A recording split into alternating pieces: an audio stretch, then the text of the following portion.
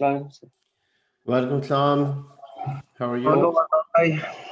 Welcome, Salam. How are you, Ashish? Not bad, not bad. How about you? Welcome, Salam.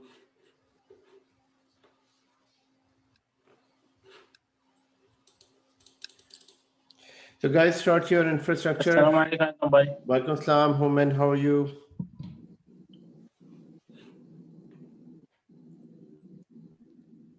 Homan, can you hear me? How are you? I'm fine. How about you? Very good. Are you driving?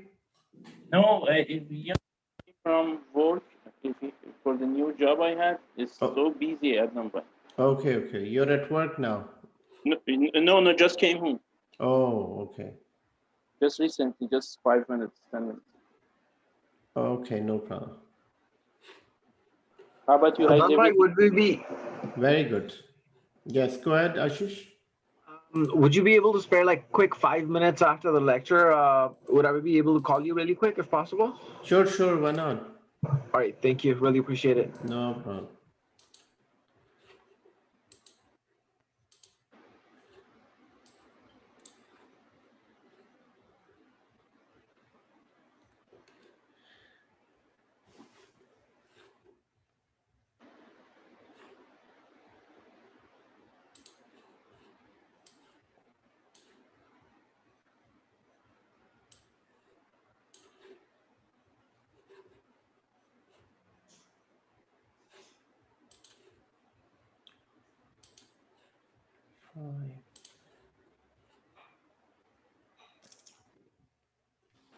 Sir?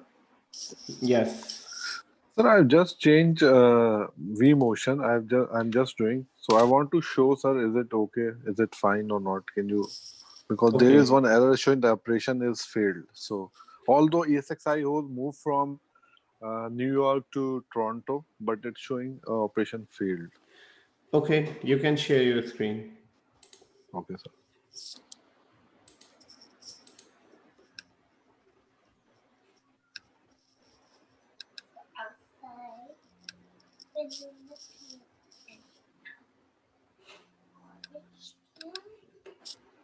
Yes, sir. Okay, so.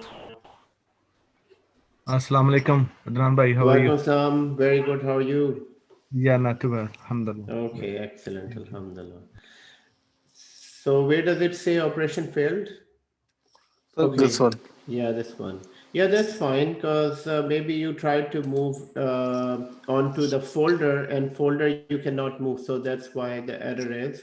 So error is on Canada folder. You cannot move a host on the folder, but when you moved it on the data center, it worked fine. So now all three are in the data center. Yes, sir. Okay, so Vmotion, in order to check the Vmotion, you need to basically just move the VM. So go to VMs. So change to the next one, where the host and cluster is. Go up, go up. Yeah, okay. So next one is VM and templates. Yes. Yes, sir. Yes.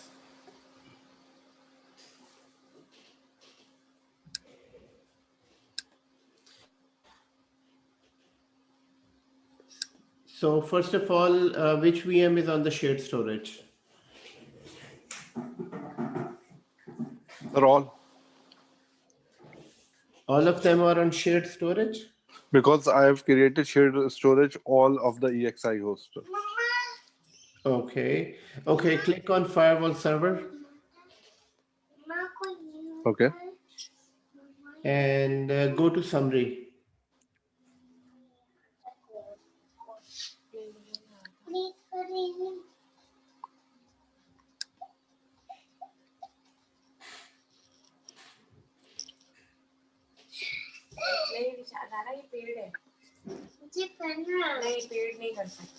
Okay, now expand the hardware, VM hardware. Okay, now so the storage. So look at this on the storage. So storage is data store 1. This is not a shared storage. Okay. No, it will be a shared storage if the disk is from if the disk is from your iSCSI target. Which disk is from the iSCSI target? Okay, can you go back to menu and go to storage? Go to menu and go to storage. Yes.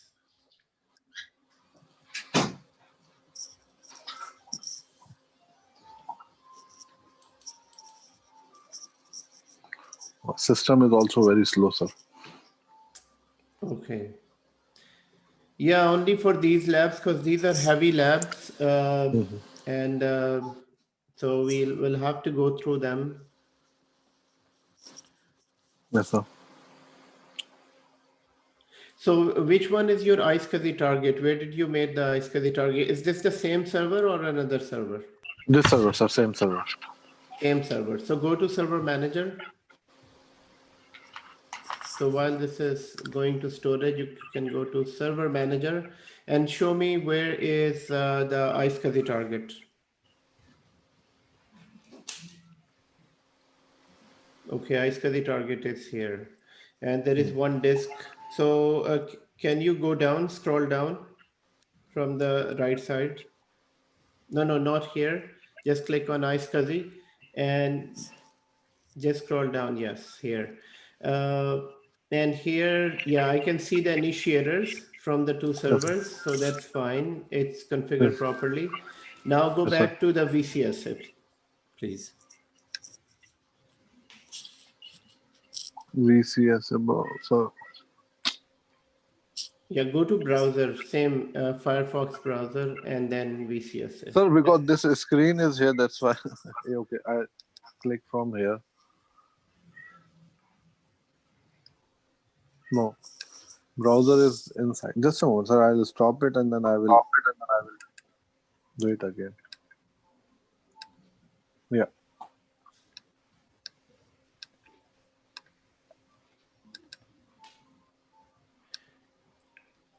You need to share Yes, sir. it again. Yes, Okay, so we can see that.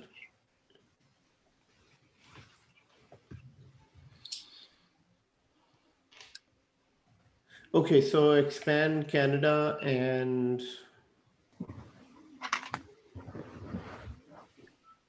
Sir, I didn't make any cluster right now. I just only it's transfer okay. off. It's okay, Yeah. sure.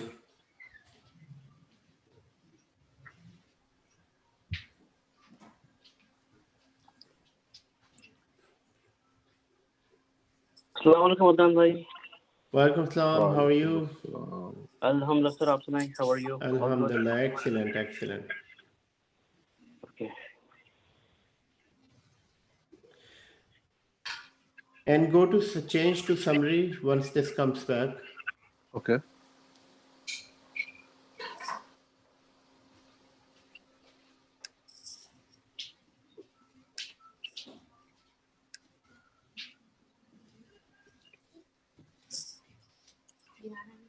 Okay, do you remember doing anything with the dynamic discovery? Yes, sir. Okay.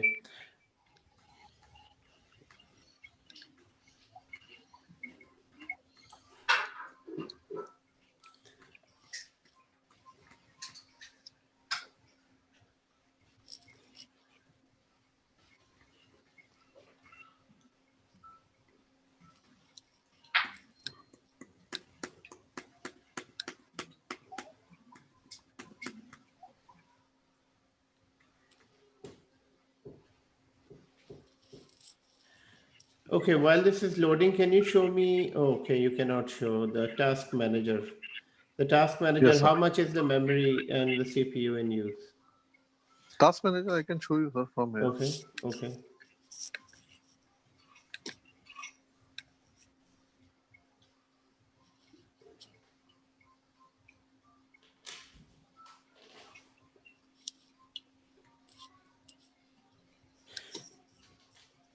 Okay, do one thing, shut down server number 3. For now, shut down server number 3. ESXi43. Yes.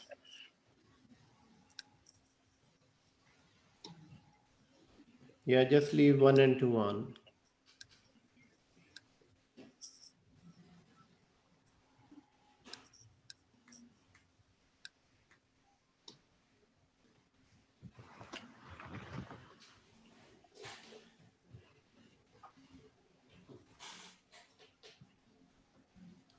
Yes, sir. Now it's open. So now it's So- open. Now we can see this is iSCSI storage, the data iSCSI data 1. Yes, sir. Okay, click on that, please.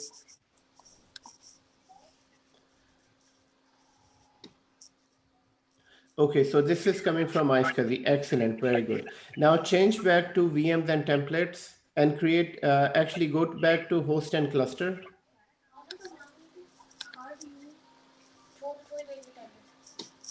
And right click on ESXi host 1, right click on ESXi host 1 and create a new VM. New VM. Okay. Yes.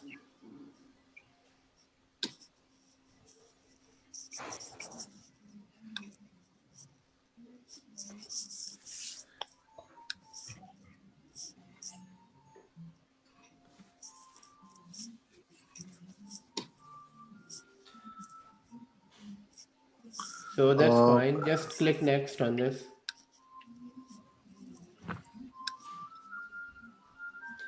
And click In next. one also. Yes, 1.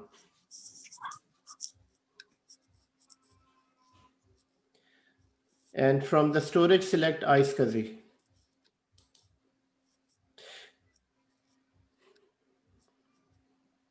So Zishan, when I asked that if the VMs are sitting in the iSCSI or shared storage, so do you understand now that they should be sitting in the Yes, sir. iSCSI? Okay. iSCSI storage. Yes, sir. Yes. All So year, if, whatever. right. So, but your other VMs are not sitting in the iSCSI. So click next. Yeah. I was doing, sir, but my laptop is very slow. That's why. Okay. Okay. Yeah. So now we stopped the server number 3. So I think it is better now. Yes, sir. So no. And here, Yeah, exactly. Yes. Good. So just expand the hard disk, new hard disk, expand on the left. Yes, this one. And here, sir, we have to select thin provision. Very good. Yes, sir.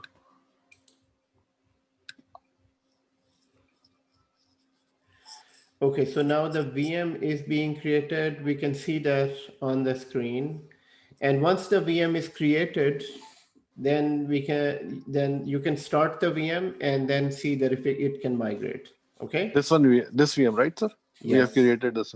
And sir, if I will create all of the ESXi hosts with iSCSI storage, then I can create all Okay, of them. okay, hold VMs. on. Yeah. Zishan, you're creating a VM. So there is a difference between ESXi host and the VM. Okay. ESXi hosts are the servers where you're hosting the VM. Okay. So which Okay. means that so on the screen I can see three ESXi hosts and the third one is not working. Yes, sir. Right. Right. So can you ask your question again? I'm asking, sir, this VM which we have created on the iSCSI storage. So now I can move this VM to any of them because that Any is of the ESXi host. any of the ESXi. Yes. And sir, for example, if I create all 3 ESXi hosts with the iSCSI storage, then what will be happen then? So all three if all of the ESXi hosts are connected to the shared storage, then VM can move between all three ESXi hosts. Okay, but right now this VM cannot move from one to second ESXi. No, host, it can. It can. So click on that VM, the new virtual machine. This one, No, this is your VCSA. Okay, sorry, this one. Sorry. Yes. So start this machine, power this on.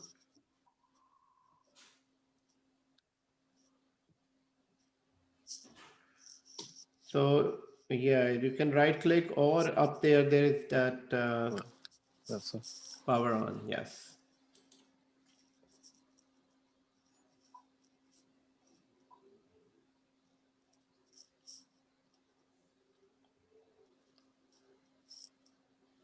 Okay, so the VM is now running. You can right click on the VM and click migrate.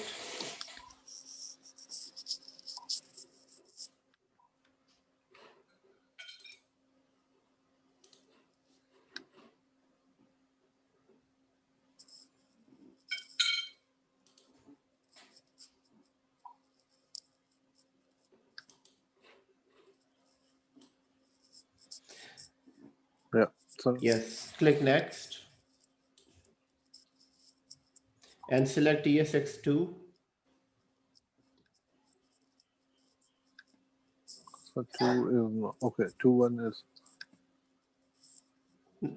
Oh, yes, 2.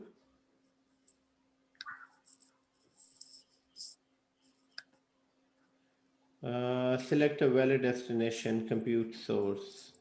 Yes, it's fine. It's fine. Yeah. So that was the previous message. So click next.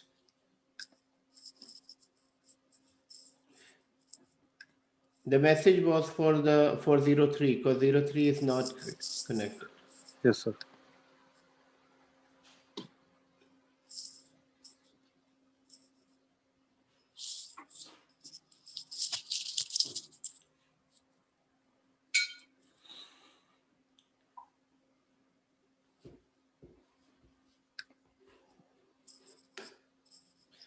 Okay, so we can see that on the recent task. On the recent task, you should be able to see that Vmotion is working. So can you bring up the recent task a bit? Recent. Yes. No, not from here. You know, on the line, you can just drag your mouse, the This other one, sir? line, the other line.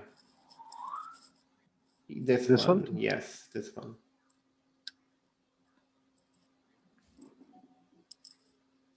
So now since it is doing a Vmotion, it's just taking some time.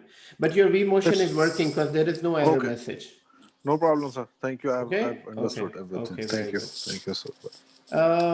Okay, everyone.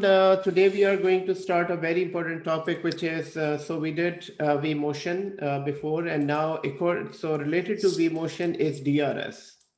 DRS is the second advanced feature that we need to become a master of. So DRS is a distributed resource scheduler. Distributed resource scheduler is basically a service that does load balancing between ESXi hosts. So basically, DRS does the load balancing. It does the VM virtual machine placement. It does the power management. It does optimization and better performance. Now, how does it do the distributed resource scheduling? So let's suppose there are 3 ESXi hosts, 1, 2, and 3, and all of the ESXi hosts has VMs on them. So in normal cases, when you have any ESXi host running less than 50% or 60%, it is said to be normal ESXi host functioning. So, but any ESXi host, when it reaches 90% of utilization, it means that this ESXi host is heavily used and you must do something about this. So if you don't do anything about this ESXi host and it stays on 90%, then definitely there is a chance that this can crash, this can go down, and it will take down the VMs with this. So what DRS does, DRS keep monitoring these servers. So in normal cases, DRS won't do anything. But if DRS is enabled and it keeps an eye on all ESXi hosts, and any ESXi host, as soon as it reaches above 70% or 80%, and we can set those rules. We can set a rule on 90%. We can set a rule on 80%. As soon as it reaches 80% or 90%, what it does, it will move the VMs to other ESXi hosts where they can be moved. So for example, this other ESXi host was just sitting on 50%. So it can move automatically using Vmotion. It can move VMs to the other ESXi host, and hence it will release memory on the ESXi host that was exhausted. So one more time, guys, DRS is a monitoring system. What it does 4 functions. It does load balancing. So as soon as on any ESXi host, if the load is high, it can move VMs from one ESXi host to another, but Vmotion is a requirement for DRS. DRS cannot work without Vmotion. Second one is VM placement. So as soon as VM placement is an option in which as soon as you start a new VM, DRS will automatically see that this VM should start on which ESXi host.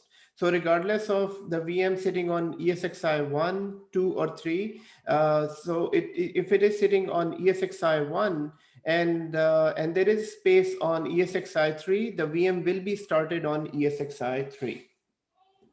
So guys, DRS is a monitoring service. Number one, DRS, we can remember that, we can remember DRS functioning as a function of a family head.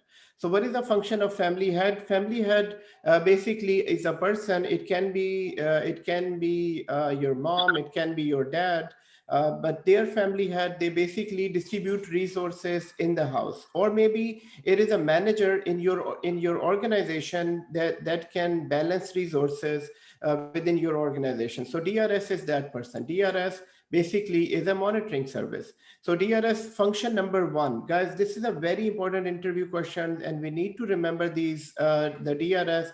In all VMware interview, they will ask about DRS, that what is the function of DRS. So DRS has 4 functions. Number one is load balancing. And load balancing is basically, you can keep that in mind, this picture in mind, that in normal cases, when ESXi host is working properly, there is no over usage of CPU or RAM. DRS works fine. It doesn't have to move any or balance resources. As soon as any ESXi host reaches 90% on CPU or RAM, then what it can do, it can use Vmotion and move automatically VMs to a ESXi host, and it can distribute. It can move one of the VMs here and the other one VM on the other ESXi host, just to balance out resources.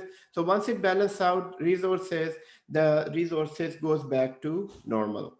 So this is function number one, which is basically load balancing.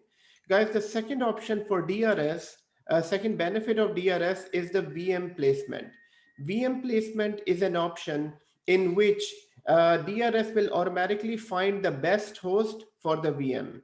So best host for the VM meaning that as soon as you start this VM, let's say I just started this VM now, so DRS will automatically see that this VM should be sitting on ESXi 1 or ESXi 2 or ESXi 3. So basically it will choose the host which has the lowest utilization. So this is 30% use. It will start the VM on ESXi 1. Let's say this VM is started and this VM was originally on ESXi 3, but the resource utilization on ESXi 1 is less, so it will start the VM on ESXi 1, not on 3. Why? This is known as VM placement. I mean, you can remember the word VM placement. VM placement is because it places the VM on a suitable host, on the best host where it can be started. So interview question is, what do you know about VM placement? VM placement is when the VM starts. So always remember, when the VM starts, DRS will find the best host for the VM.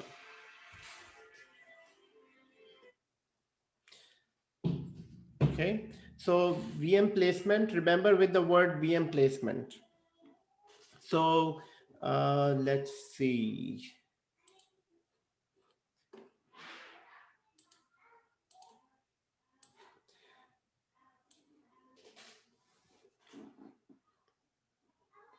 So anyone, sir, yes, Naveed, go ahead. Sir, you said when a VM starts, then it find the particular placement. I don't understand this thing. Like Yes. what kind of place it is looking for? So yes, so it will try to find the host that is less utilized.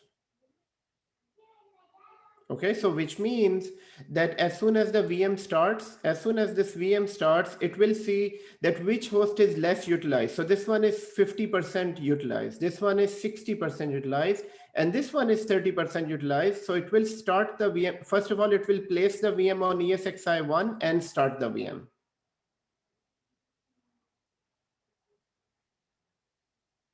So what is the meaning of utilization? Utilization meaning CPU. CPU is sitting at 50% on this one. On this one, it is sitting on 60%. And here it is sitting on 30%, which means that this has more space. So it will place the VM on this and start the VM.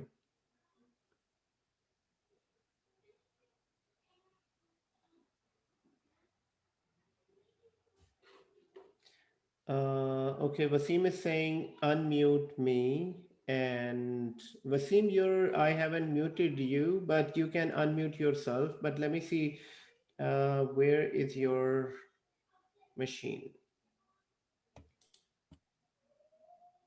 Okay, you're on the phone. On the phone, but I don't see your phone here. I can see your machine. So if you're looking at the screen, Wasim, this is okay. Now you can talk. Okay. We can hear you, but it's a broken voice, so you need to come closer to the mic. Is this okay now? No, it's coming back from the mountains. Is this fine? No. Something wrong. It's fine. No, we can hear it, so you can ask a question, but it's coming from really, really, really far. It should come from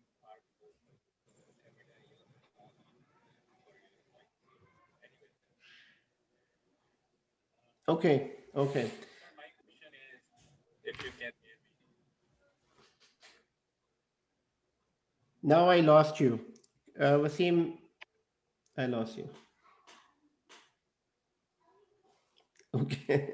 Okay, once your mic is fine, once you're able to connect from your phone, you can ask a question or you can type your question as well.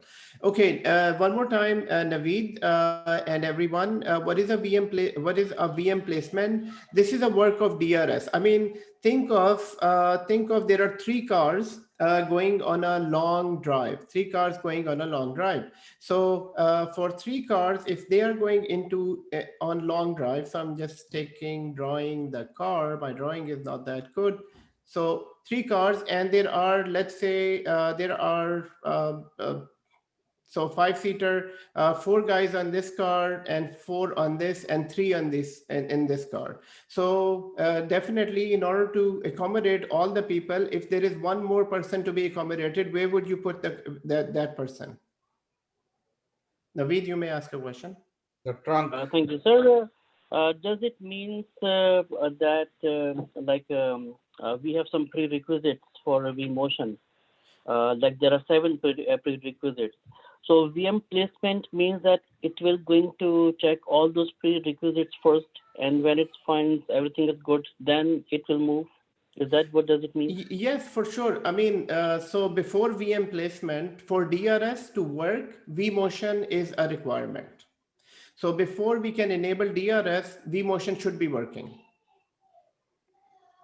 Okay. Okay, I got it. And DRS has 4 functions. One function is, the first function of DRS, that it can automatically load balance VMs among ESXi hosts. Number 2 is VM placement. And the example you can remember from these 3 cars, if there are 3 cars and there are 4 people in this car, 4 people in this car, three people in this car, if there is one more person to be accommodated, where would you accommodate that person? Definitely in the third car, because there is one more seat available, right? So this is known as placement. We are doing a person placement, and VM placement is as soon as a new VM, let's say this VM is started and this VM, I'm just starting that up. So once this VM is started, DRS will automatically find a best suited resource for this VM and start the VM.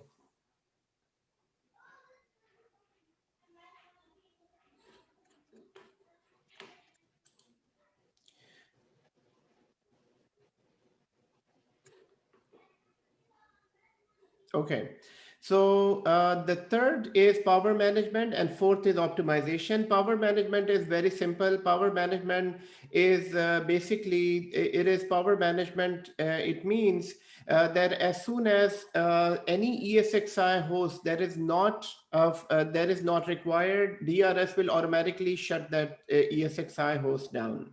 So power management, what happens is, let's say two of the ESXi hosts, guys, this is all about DRS is all about saving cost on usage of services and also load balancing. So the first function of DRS is that to balance resources, number one. Second one is VM placement. VM placement is as soon as VM starts, it will find the best suited host for this for this VM. Yes, Human is saying that I should write it down. Yes, I will write it down. Before that, I wanted to explain that. I will write it down in the notes as well. And the third is power management, guys. The power management is an option in which let's say if this host is running on 30% and this host is also running on 30%. So guys, what are we trying to understand? We are trying to understand this. Guys, just a second. Just give me a second here.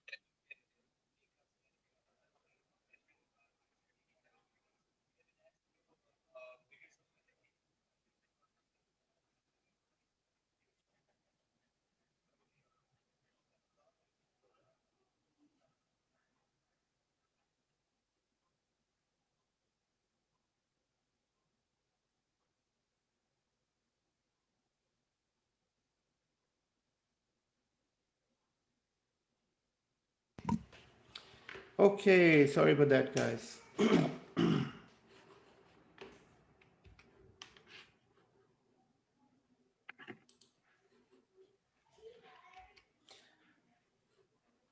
So I am going to open a Word document.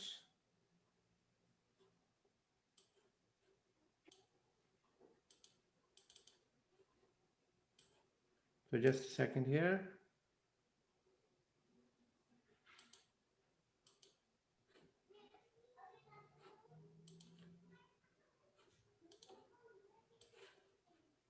So DRS, where does it sit, sir? It's an integral part of VCSA, or do we have to configure it? It is, yes, we need to configure it. Yes, Alamgir is right. It's sitting on the cluster in VCSA. Thanks. Okay, so just a second, I'm just writing that down.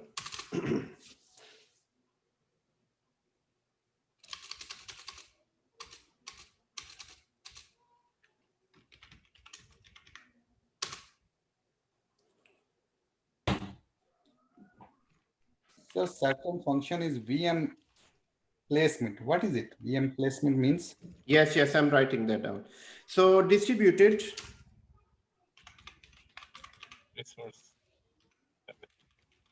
resource scheduler. So first of all, remember the name. This is DRS and the name is distributed resource scheduler. Main function is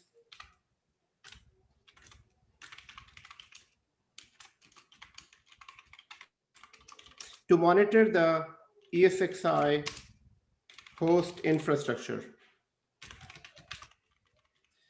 So it monitors the ESXi host infrastructure. It has 4 responsibilities. It has 4 responsibilities. It works like a, so here, it works like a manager. So it's like works like a manager. So it has 4 responsibility. Number 1 is load balancing. Load balancing of VMs. So it does load balancing of VMs, which means that it will load balance, it will balance the VMs on all ESXi hosts.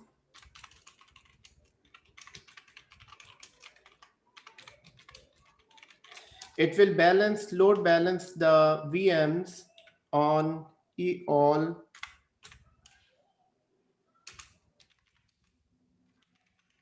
ESXi hosts. So it balances the VMs on all ESXi hosts. And for this, let's take this picture. So I'm going to take this picture here.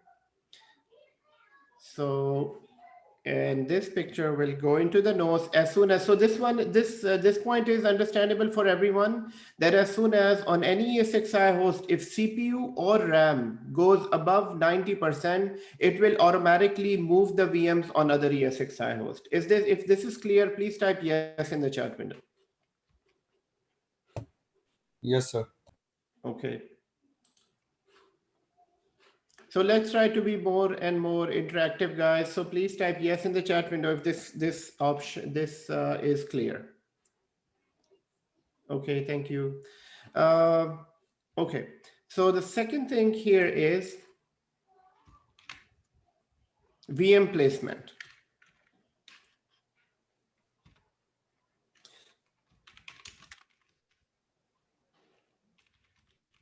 VM placement, it is one of the DRS service.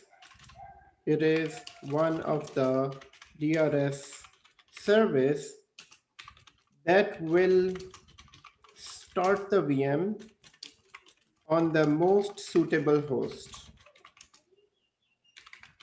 on the most suitable ESXi host. Okay, so which means as soon as the VM starts,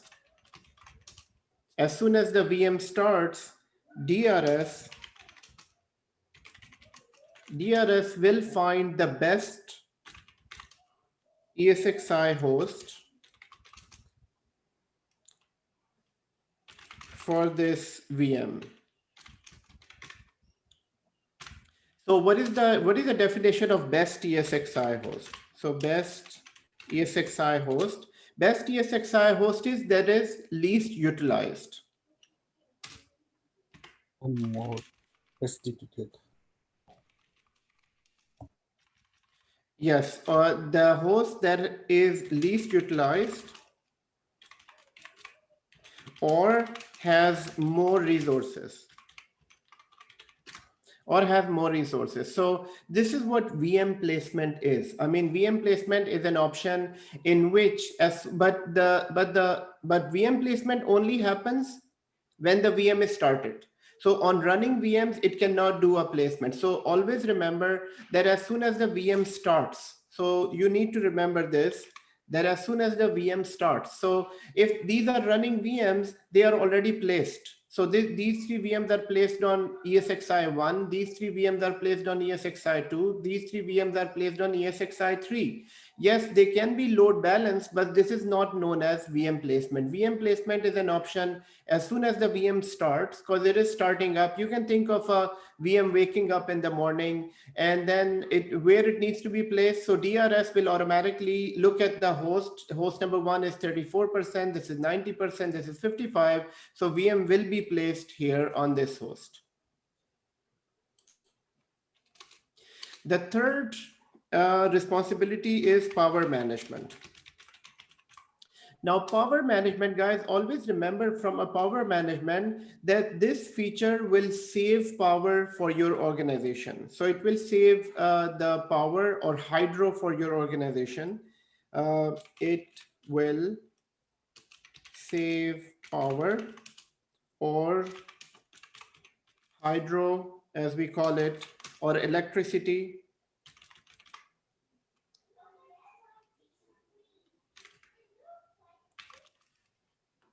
or electricity for the organization. For the organization, by shutting down the ESXi host that is not in use.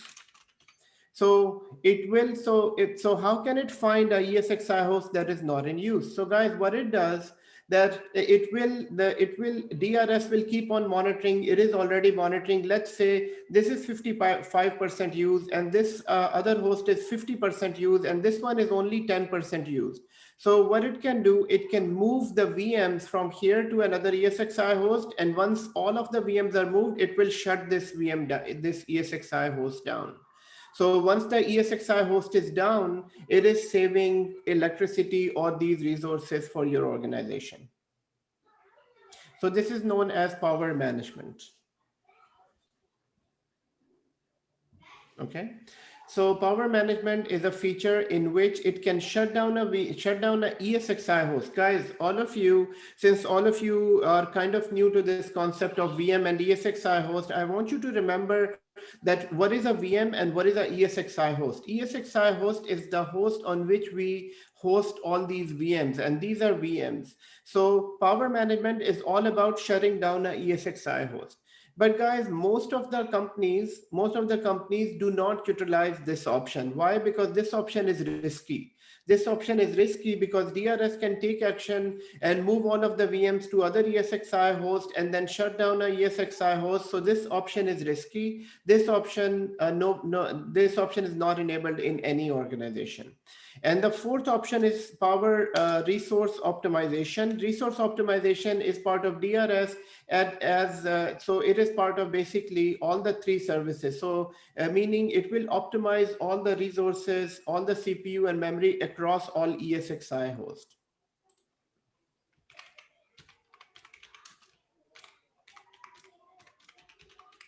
Resource optimization is optimize the CPU, RAM across all ESXi hosts. So it will optimize the use of all of the resources. Okay, so guys, there are 4 functions to DRS, and DRS, you can think of a manager who is managing these ESXi hosts. Again, one more time, guys, this is a very, very important service. And so I'll show you the requirements. What are the requirements for this? But for now, just understand the functions, because in interview, they will try to understand, they will ask you questions about DRS. First of all, what does DRS stands for? It stands for Distributed Resource Scheduler. So it stands for Distributed Resource Scheduler.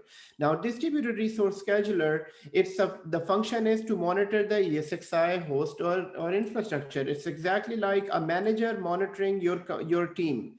So manager is basically is load balancing the team members to different tasks in your organization. Same goes for a family head. A family head does exactly the same thing, keeps on monitoring all of the family members and would assign a task to each family member if there is task to be completed.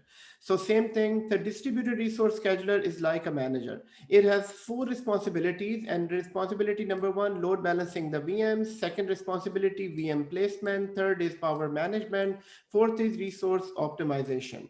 Now, resource optimization is basically keeps on happening all the time. It will keep on shuffling VMs from one place to another, and wherever the VM is required, it will release resources and try to make this environment as fast as possible.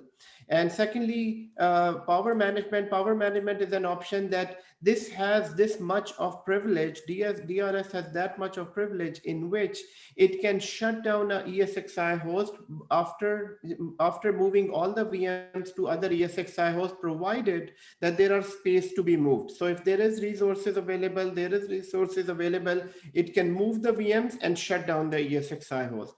And same thing, it can turn on the ESXi host as well.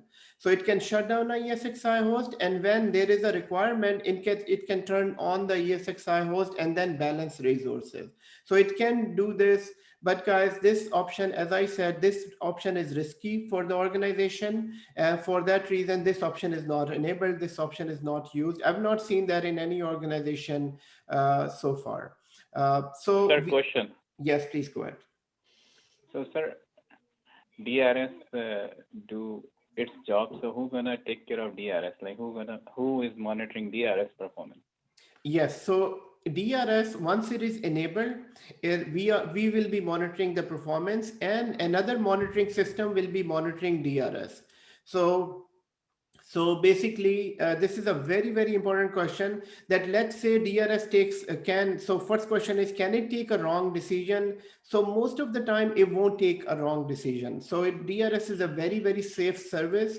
Once you enable it, there are three speeds that we can run this DRS on. So I'm going to share that as well. So it's a safe service, but your question is right. Who is monitoring DRS? So we will be monitoring DRS. And how can we monitor a DRS? Guys, whatever DRS is doing, we as a VMware admin will be getting emails. So let's say today DRS moved these two VMs from ESXi1 to ESXi3. We will get an email saying that DRS made this decision. So let's say, as a VMware admin, if you're receiving so many changes in your environment due to DRS, then that is alarming as well. That why is it changing VMs? So if it is keep on moving VMs from this ESXi host to this ESXi host, and from here to here and here to here, this is not even good. Why? Because this is utilizing Vmotion, and you know Vmotion is a heavy service as well. It is moving VMs from one place to another. So too many changes done by DRS is alarming, and balanced environment is good. So to answer your question again, we will be monitoring it, but we need to monitor. So every day to every other day, you need to look at the DRS service, or maybe the logs, or maybe keep an eye on your emails. Sir, I need to ask one thing. Yes. Sir, yeah, DRS is automatically move me VMs if there is, heavy, like system is heavy or power is, utilizing more. So it is automatic. DRS automatically move VM from one ESXi host to another. Like Exactly. By using Vmotion. It will automatically move. Yes. Yeah, we don't need, like, if I'm a system administrator, so I don't need to do anything. It will automatically move, sir. It will automatically move. Yes, it will automatically. But there is an option where we can move it instead of DRS. So, but yes, it is automatically moved. And after moving, sir, we got the email that. And after moving, we will get an email. Yes. Oh, okay, sir. Thank you. Sir, one question. That email address, like who enters that particular email address, and where that email setup is done? So this email setup will be done through a monitoring system. So in VMware, there is something called vRealize. So vRealize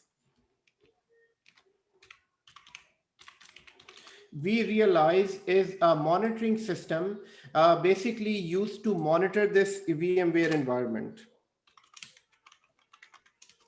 And this vRealize application is not free. So it is a license. So company has to buy a separate license for this. vRealize is that. So this is vRealize is that system. So the emails and everything will be set up in this service. Okay. So guys, one more time. So what we are doing is understanding DRS, and DRS has four. Sorry, Adnan, I have a question. Please go ahead.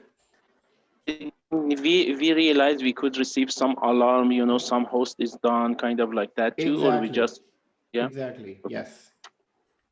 So vRealize is that service that can send us all types of alerts within the ESXi environment. ESXi host is down. ESXi host is 90% utilized. So DRS is doing its task, but vRealize is also monitoring the system, and it is keep on sending us alerts as well. Okay, guys, DRS. So before this is a side topic. So DRS automation modes. So there are three automation modes of DRS. One is known as manual modes. Second is known as partially automated. partially automated. DRS automation. What is that? Somebody said something? Sorry, it's me. Okay. Okay, and so manual mode. Guys, there are 3 automation mode of DRS. Let's say you made let's say you have a task at home.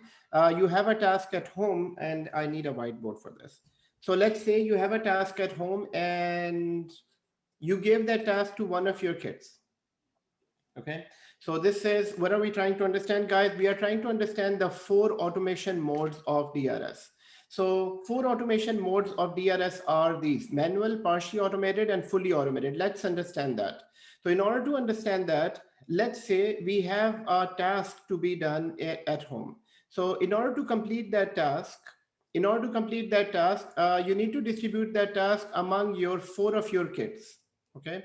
Now, you are giving that task to the eldest one, and this eldest one needs to distribute the work among 4 other kids.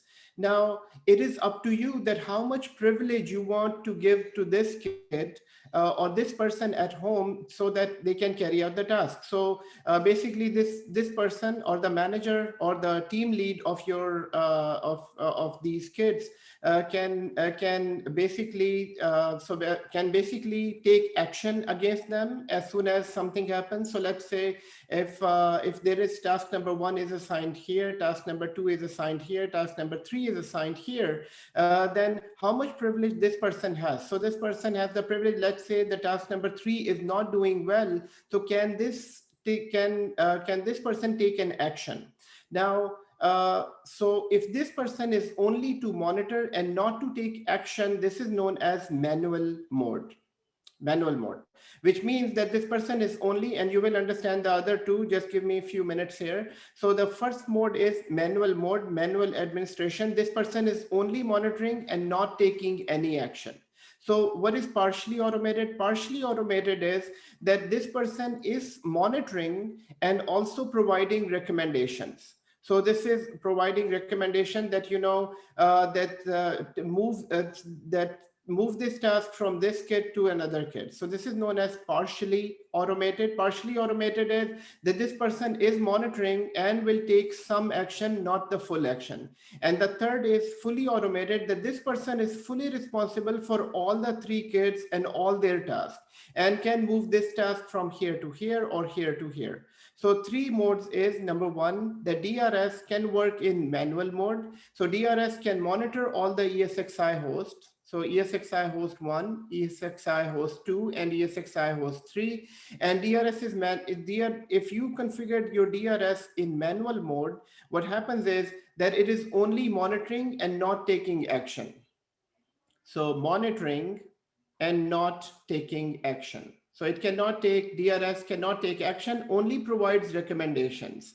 So DRS in this mode is only monitoring, and it is only providing recommendation and sending email to you as a VMware admin. So you are a VMware admin. So DRS would say if yes, please go ahead. Yes, sir. Manuel, you just mentioned that it just kind of looks after. It doesn't have any, cannot take action. Cannot take any even action. Even he cannot do any recommendations too, right? So partially will have, but in this manual one, you are saying that he can recommend. Okay. So yes. So let me correct that.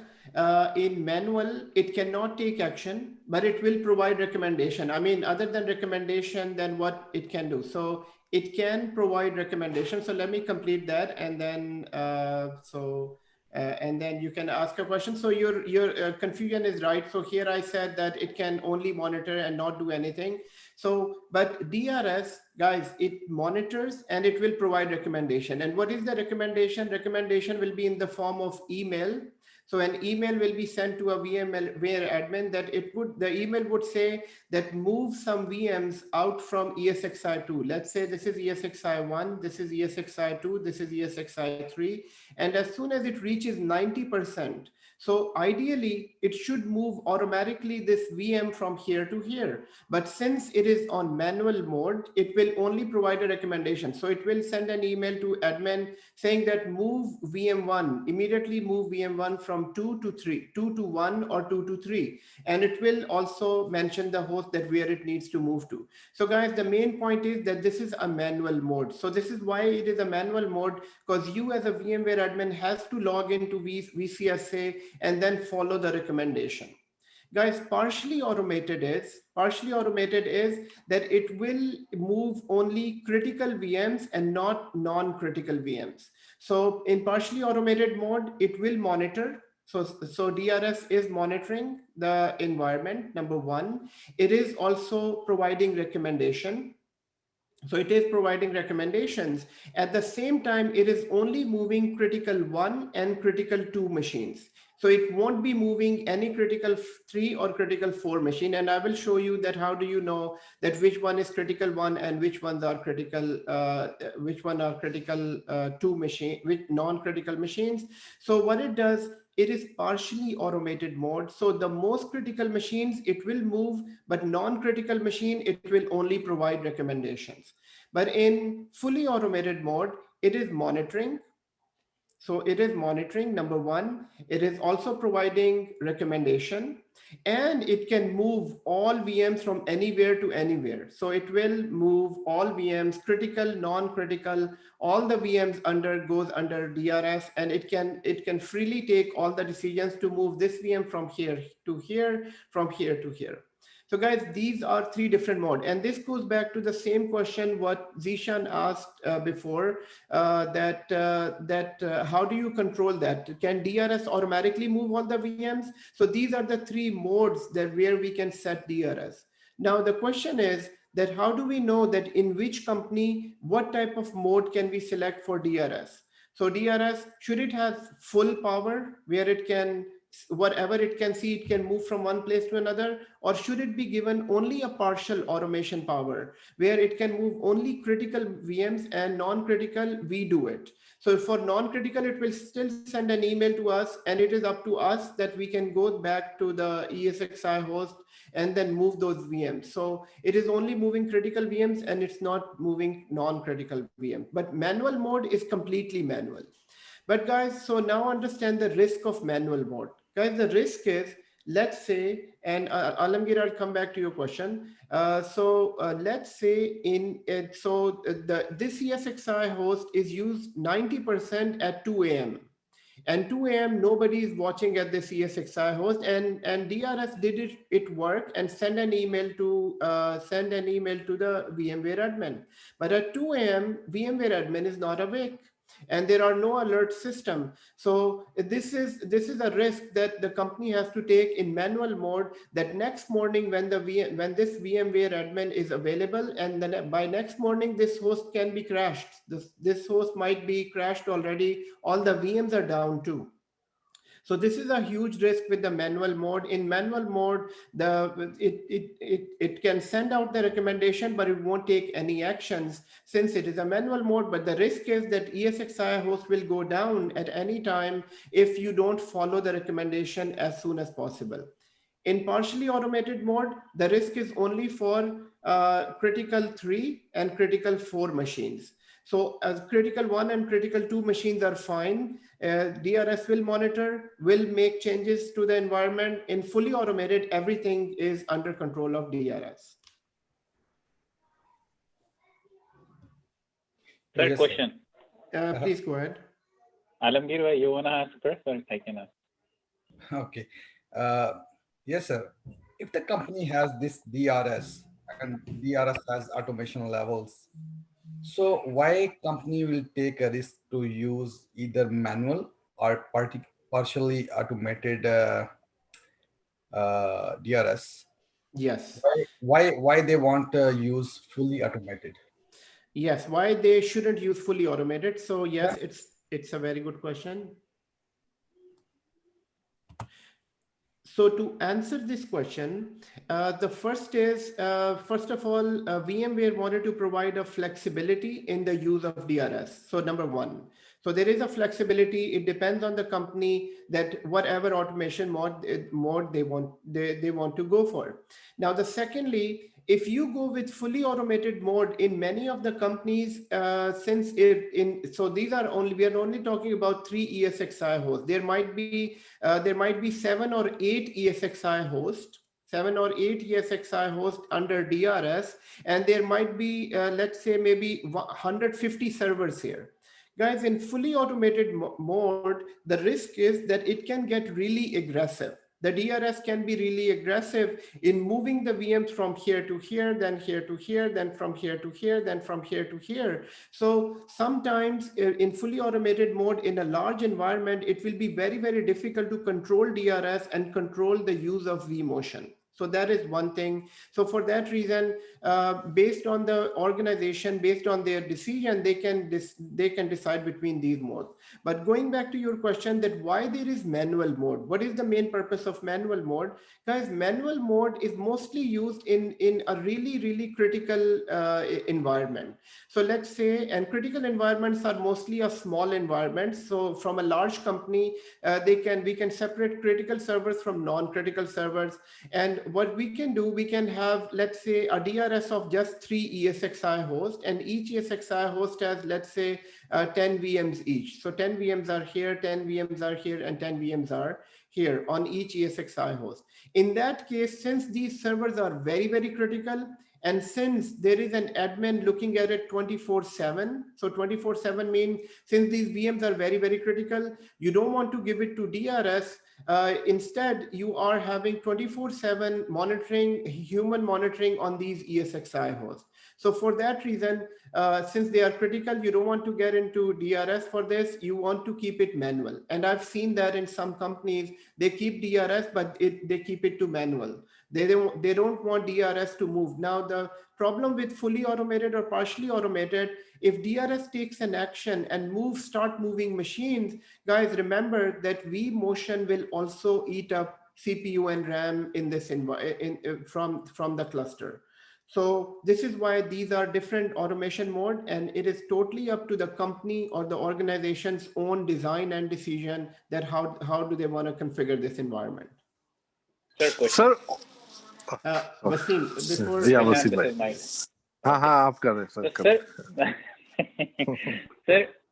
Sir, so at any point, any time, can admin or the management revert back, like they don't want manual one, they want partially? Yeah, it can be changed anytime. It can be changed anytime. Yes. Sir, one more question.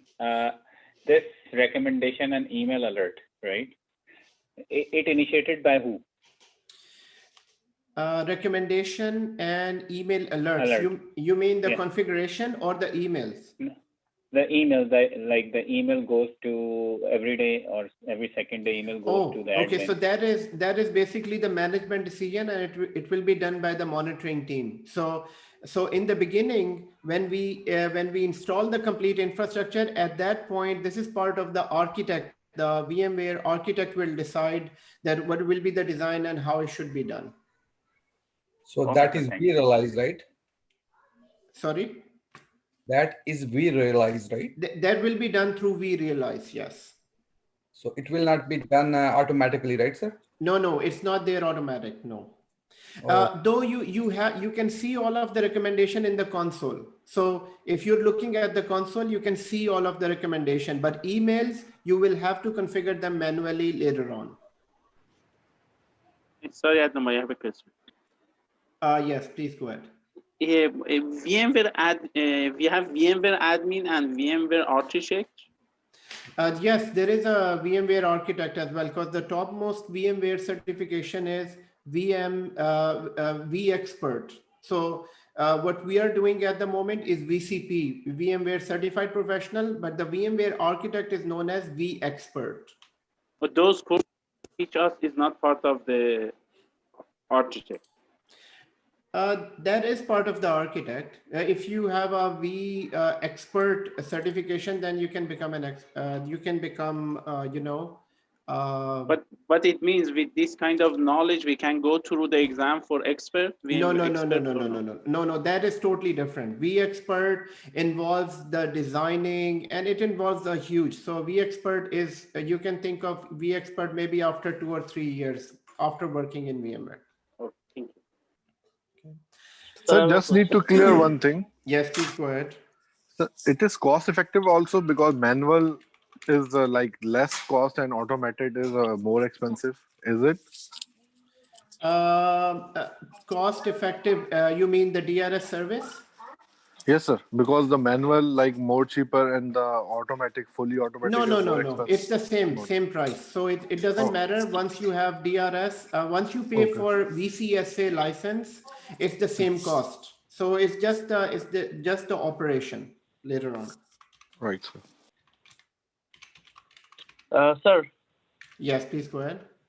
Sir, in failover cluster, we also learned that if the one cluster is down, then an email sent to the system admin. So is it basically happens due to the vRealize, or that is a different thing?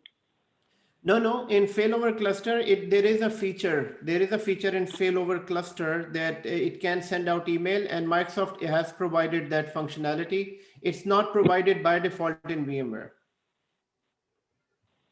Okay, so that is the feature in failover cluster. But yes. We realize in DRS automation mode is something different. It is definitely. It's another complete application, and there is another certification for that too. Oh, okay. Got it. Thank you. Okay, so partially, so guys, manual mode is DRS can monitor, it can provide recommendation, it won't take any actions. So I hope you are also taking notes, guys. Please honestly take your notes, type it down, write it down. I'm writing it down. It doesn't mean that, you can easily copy and paste in your Word document, guys, but the benefit you will get by writing your own notes, by typing it in your own words somewhere, that will give you the benefit. So, just copy pasting won't help you in this. So I am making notes here, but you should make your own notes too. So partially automated, guys. So do not please ignore the power of writing or taking notes, because it can basically, it is stored in your memory as soon as you write it down. So how many of you are taking notes, guys? Please type honestly in the chat window. Just say me or not. So partially automated, it DRS can monitor, it can provide recommendation, it can take action for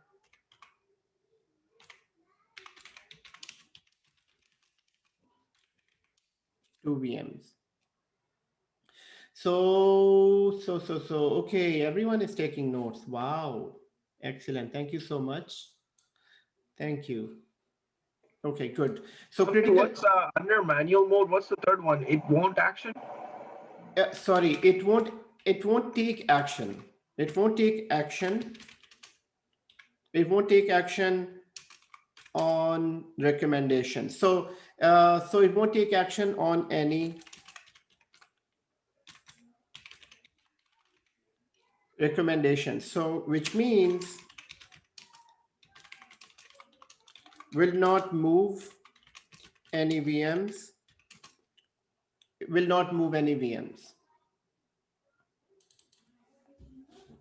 Okay, so and partially automated mode is DRS can monitor, can provide recommendation, email goes to VMware admin, and it can take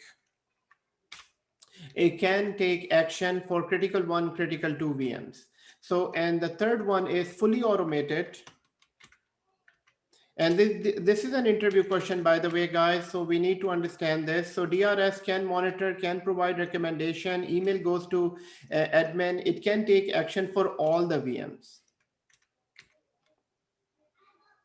For all VMs. So it can take action for all the VMs.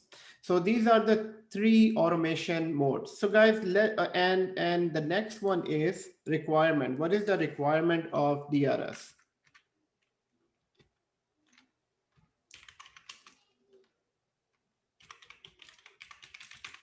Guys, requirements are very simple. Number one, you must have VCSA, Vcenter.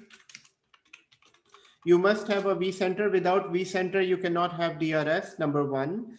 Number two is you must, Vmotion is enabled. So Vmotion is enabled. So which means all the 7 requirements of Vmotion should be there. So Vmotion is enabled. Number three is that you must have a cluster. So must have a cluster. All ESXi hosts must be in a cluster. Must be in a cluster. So these are the 3 main requirements of DRS. And obviously, when you have VCSA, it means that you will have a license as well. You will have a proper license. So these are the 3 requirements. Now, in order to implement that, in order to implement DRS, so in the lab, what we'll do is we will log into VCSA, number one. And number two, we will create a cluster. If you haven't created a cluster, last time I created a cluster, it's really easy. And so we create a cluster, number one, and move ESXi host inside the cluster. Move ESXi host inside the cluster. Number two, and then enable DRS from the cluster configuration.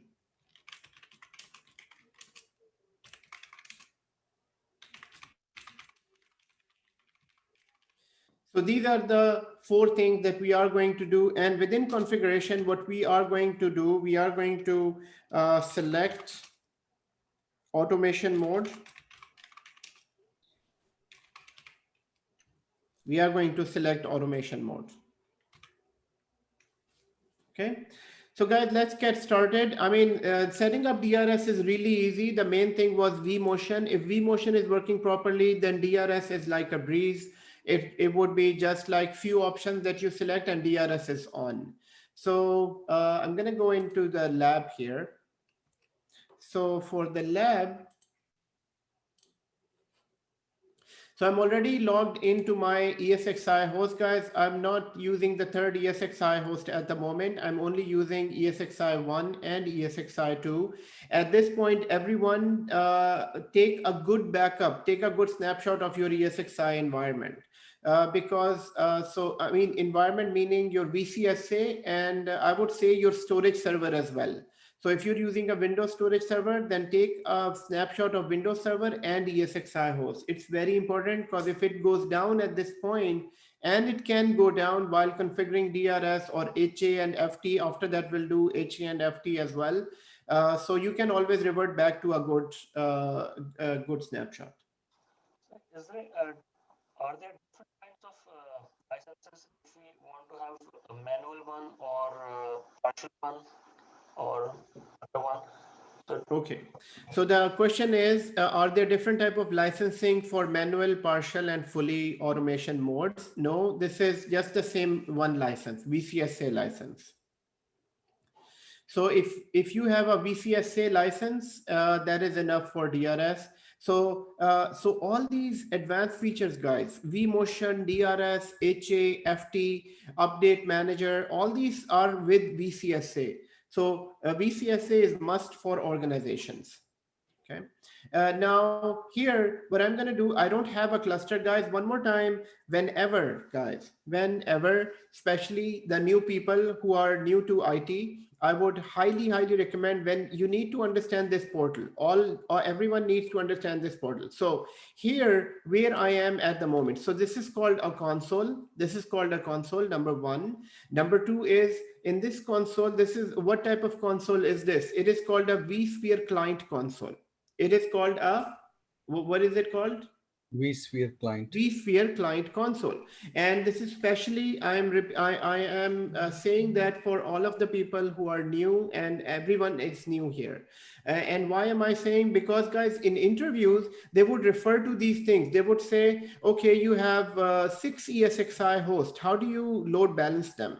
Now you need to have a clear understanding between a VM and a ESXi host. So do not confuse VMs with ESXi host. Or do not confuse ESXi host with a data center. So this is a data center right here. This is a data center. And after that, I'll create a cluster. It has a different icon. Cluster as a different icon. So everyone understand this one is a vSphere client console, number one. Here I'm logged in with administrator as vsphere.local. I'm not logged into Active Directory. I'm logging in using a local ID for vsphere.local. And this is a search place. Here you can search anything. So let's say if I need to search my VCSA, so I can just type VCSA, and it will go into all my environment and it will look for VCSA and provide everything that is named with VCSA. If it is a storage, if it is a VM, if it is anything, it will show it to us. So here it is just looking for it. Then what is with VCSA? Now, where is it getting all this information? Guys, it is getting all this information from the inventory service. There is an inventory service that is maintaining everything in this environment. So it's just taking time here. So I'm going to come back to this because it will come back. Sorry? From the cache? No, from the inventory service. There is a special inventory service. Just like in real world, we say inventory. What is inventory? Inventory is basically where you have the goods, your products. So this all information is stored in the VMware inventory service. Okay, so guys, here I search for the word VCSA and it is showing me two names here. One is without the FQDN, one is with FQDN. And as soon as you select this, so let's say if I select this, it will take me to this name. So it will take me to this name, that this name is right here, sitting here. So you can, in this manner, you can search anything within this environment. Guys, the second thing that I want you to remember are these four icons. These four icons. One icon is known as, this is host and cluster.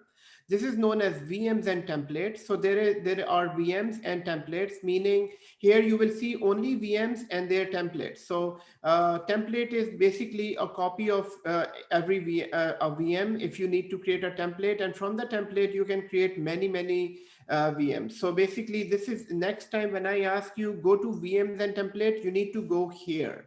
You can also go to all three options from here as well, because all of the three options are within the menu. So if I go to the menu, these are the three options: host and cluster, VMs and template.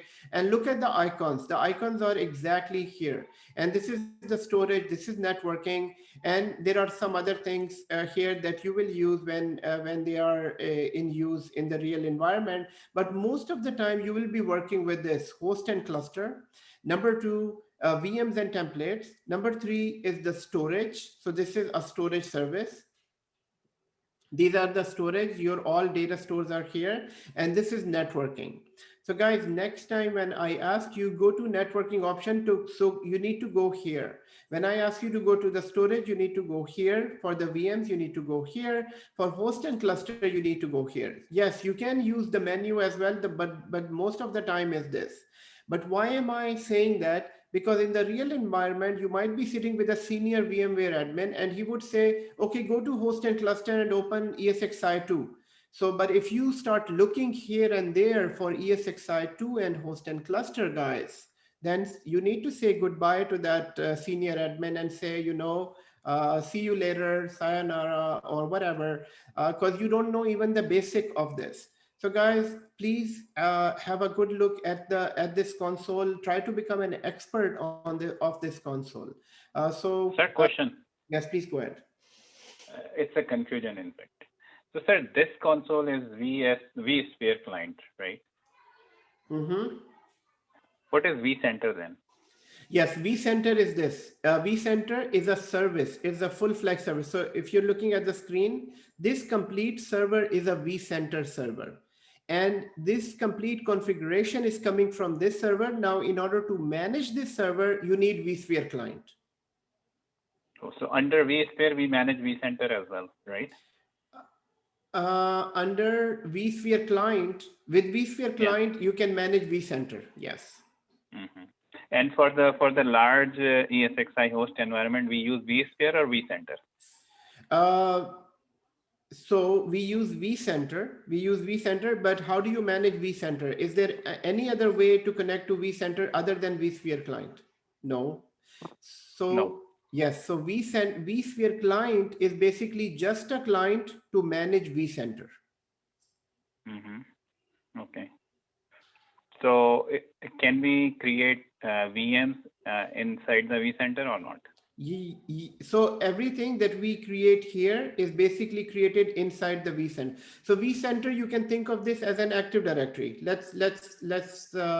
I think this can be more explainable. Let's say if I say manage Active Directory, where is Active Directory? Active Directory is basically a database, right? And in order to manage Active Directory, you always go to Active Directory users and computers. So basically, Active Directory users and computer is a client to manage Active Directory.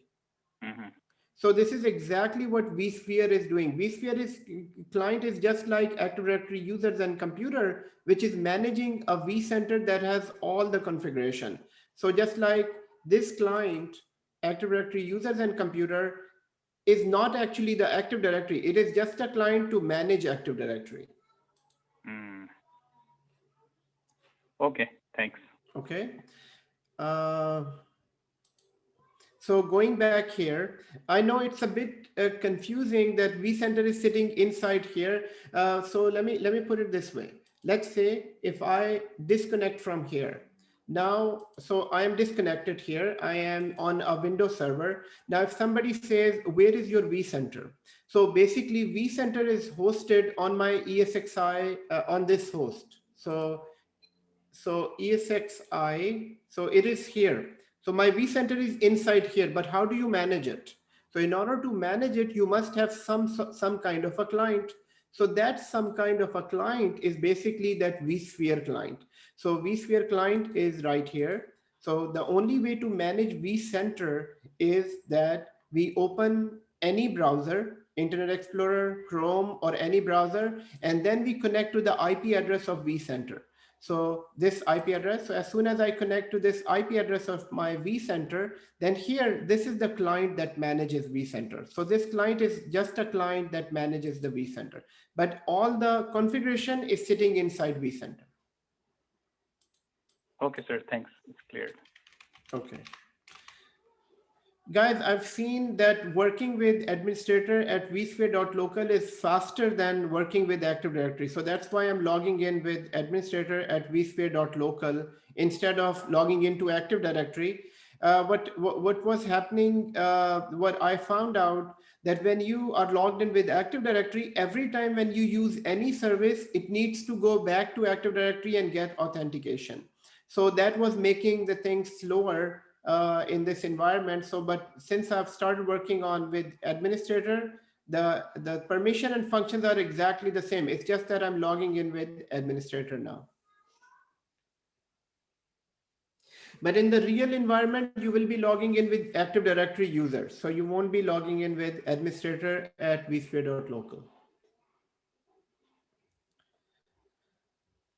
So guys, so what do we need to do? We need to implement DRS. So in order to implement DRS, you must have Vmotion enabled. So for how many of you Vmotion is working, just type the word working in the chat window if Vmotion is working.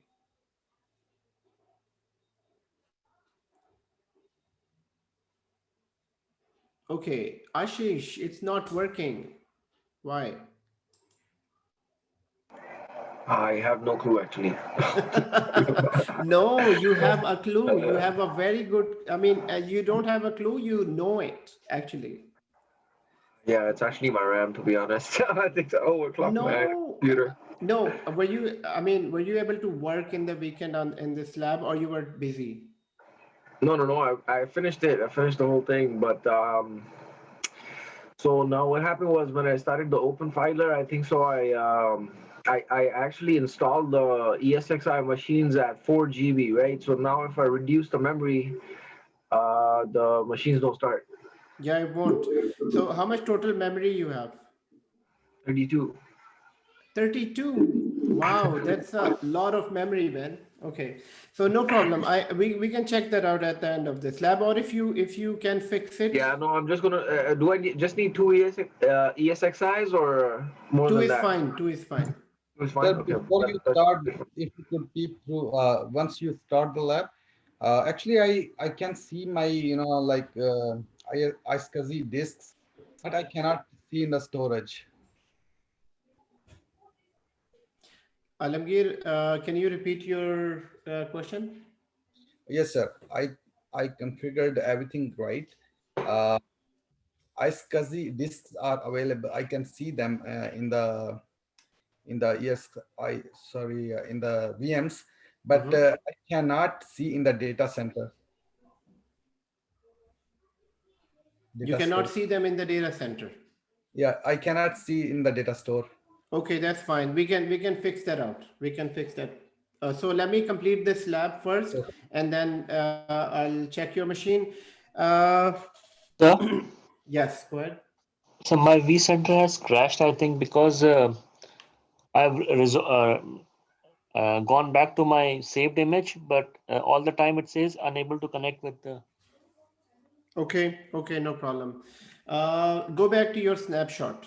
Go back to your Gone snapshot. onto the snapshot, but when I try to log in from the browser, it doesn't. It just shows that the motion is it is in motion, but nothing appears, sir. Mine Okay. crashed 3 times today, sir. I installed 3 times. Yes, for sure, for sure. So, My quick question is like if we resort back to our stored image and we go back onto a browser, so on the browser which connects to the ESXi01, do we have to put the root and password again when we have to start the VCSA? okay. So, Faz, when you so in order to decide that if you need to use a root password or the administrator account, you need to in the link here. If you're going by this, if you're looking at the screen, if you're going by this port number, then we always use a root account. Okay. When we go connect to the VCSA without the port number, then we use administrator at vsphere.local. Okay. Okay. No, my question is, sir, maybe I'm unable to properly phrase it. When we restart, sorry, when we go back to the main image which we saved for the VCSA. Oh, the snapshot. When you go back to Yes, the sir. snapshot, yes. Yeah. And we restart the browser. Sorry, we restart that machine, ESXi machine. So on the EXI machine on which the VCSA has been hosted, we have to restart the VCSA. While restarting the VCSA, do we have to give the password in the small window when it is restarting the VCSA? Yes, if you're logging into the small black window, then you need to log into root, but you don't have to log in there. We never log into that window. No, in order to start that. Oh, in order to start VCSA. Okay, so let me clear out the confusion.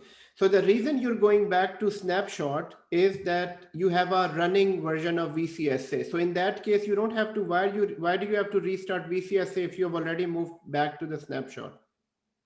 Okay, that's why. Okay.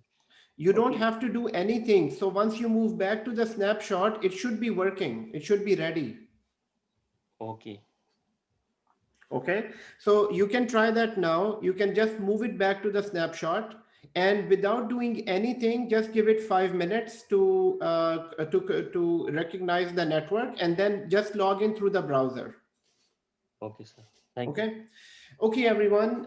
So what I'm going to do is, actually, I got an idea here. So since you asked for a small video, what I'm going to do is for the next 10 minutes, whatever I'm doing here in DRS, I will record it as a small video as well as, the class video is being recorded, but I'm going to make a lab video. And so in the meantime, you can keep typing your questions. If you have a question for the next 10, 15 minutes, type them in the within the chat window. Okay, so I will complete the DRS configuration, and this will be recorded as a small video. So we should mute, right? We should not speak, right? Yes, so question. So this is why I said, yes, please mute your mic, and you can write your question in the chat window just for 10 minutes. Once this is done, I will stop the recording. Yeah, please don't talk anyone. Thanks. Okay. So here, let me first.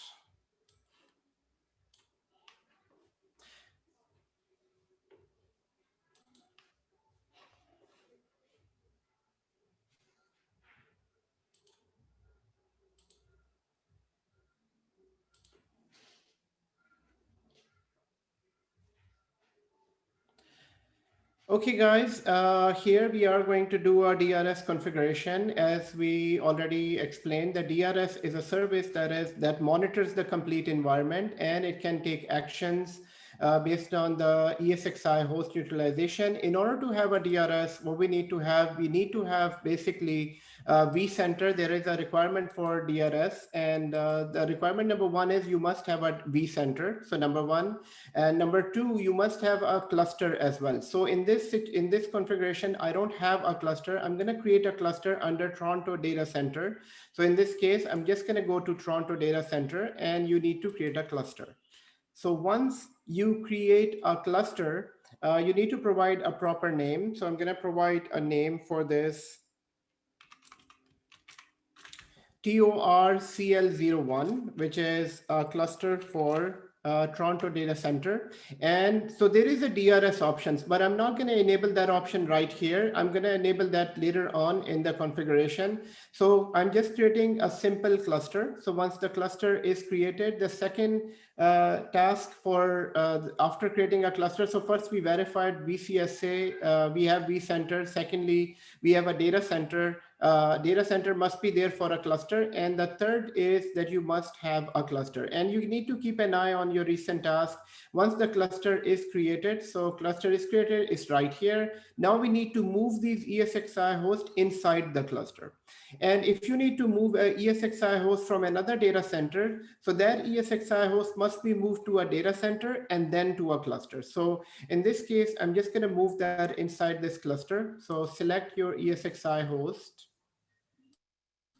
and just drag it on top of the cluster. So once the ESXi host is part of the cluster, so here it is being, so you on the recent task, you will see that it's a quick process, and I'm moving both of them inside the cluster. So this is requirement number 3 that we completed. So requirement number 1, you must have a vCenter. Secondly, data center. Third, you must have a cluster. And making a cluster is so easy. It's just you right click on data center and create a cluster. And 4 is that we moved all the ESXi hosts inside the cluster. Now, in order to configure DRS, you need to select the cluster, because this is a cluster configuration. And within the cluster, you need to be in the configure option. And within configure option, the first option is Vsphere Drs. So Vsphere Drs, you need to click on Vsphere Drs. And within Vsphere Drs, we need to enable this option. So first of all, it's a distributed resource scheduler. It is off at the moment. So DRS is off, and we need to edit this option. Once you edit settings,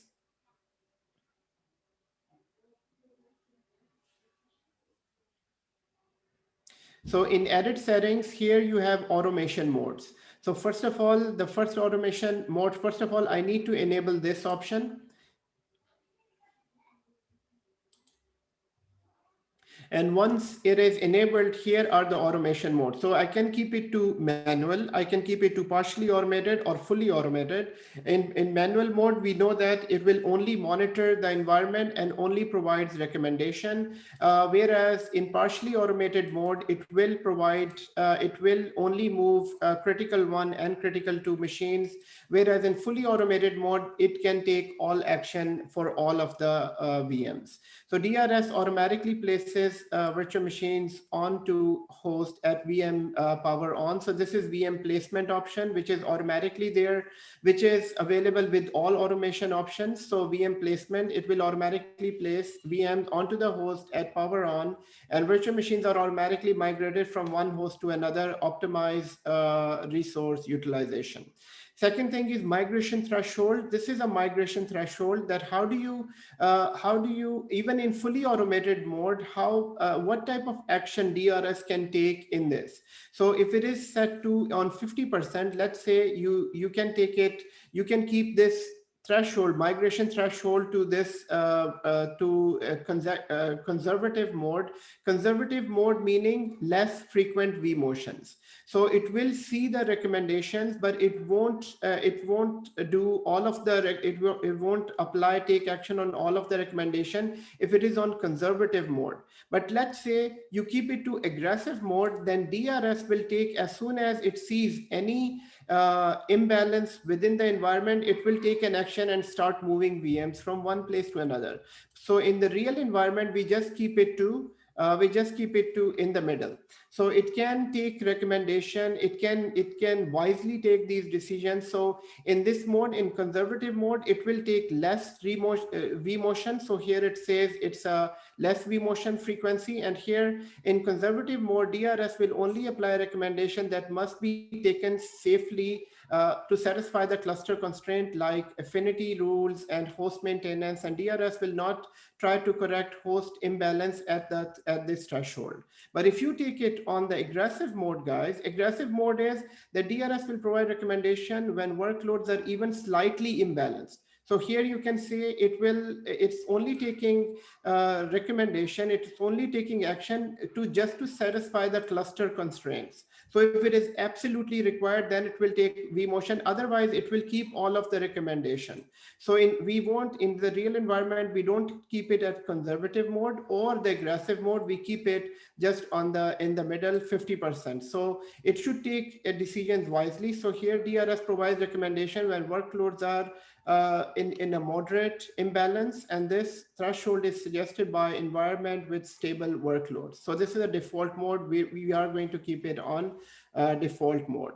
And here we are predictive DRS. So this is a new option that is added in 6.7. Predictive mode is that based on the requirement. So here it is just monitoring the environment. It will take real actions. But predictive mode is that it will provide recommendation. If you enable this option, then it will provide recommendation based on previous 2 weeks of previous activity. So this is just predictive mode, meaning it is saying that based on previous 2 weeks, these VMs were sitting on these ESXi hosts, and it can take predictive, it will provide some predictions for future, that it would say that, add another host in next 1 month. Why? Because your current environment, there is too much imbalance and too many vMotions are happening. Your current environment is not good for your current number of VMs. So this is predictive DRS. This option was not available in previous versions. So here we are selecting fully automated mode. We are keeping it on a conservative mode here for the threshold. So we don't want too many vMotions, but we don't want less vMotion. I mean, we don't need an imbalanced environment as well. So for that reason, we're keeping it on a default value. In real environment, it is kept in the middle as well. So we don't want our DRS to be very, very aggressive in fully automated mode.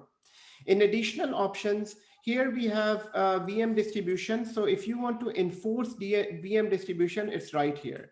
So if I go to this option here, it's saying that enforce more even. So enforce a more even distribution for virtual machines across host in the cluster for availability.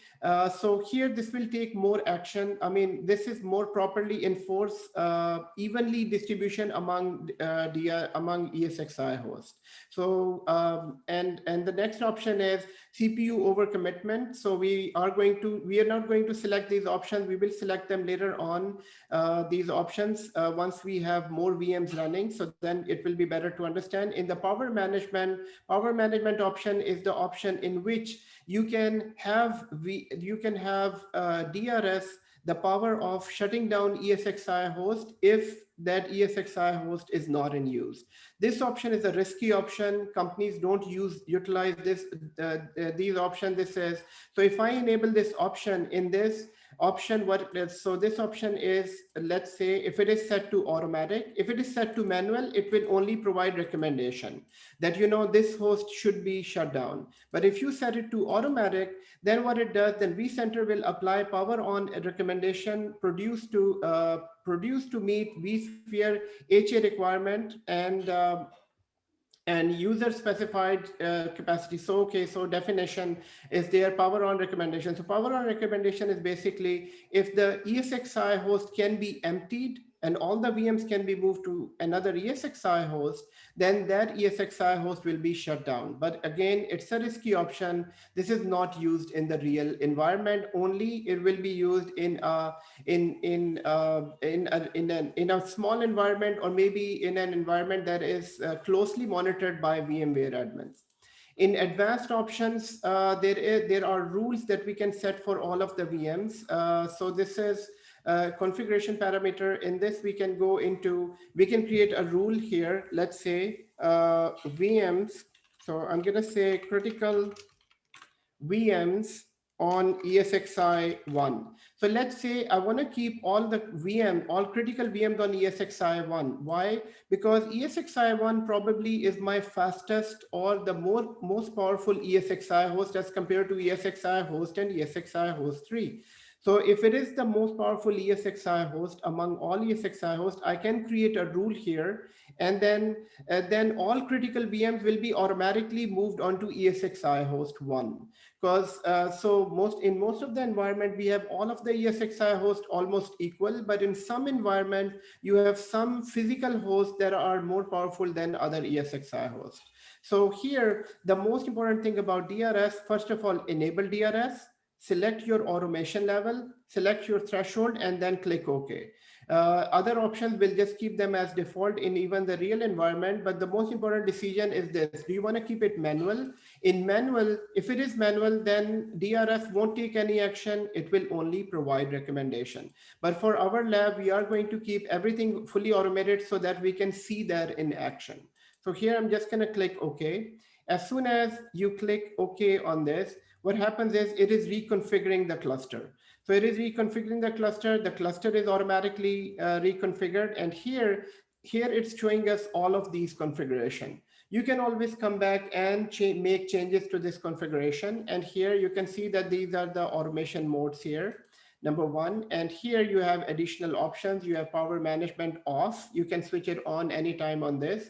Now going back to here, going back to the cluster and summary.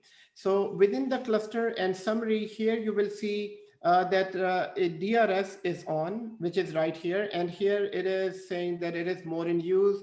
This is just a warning message.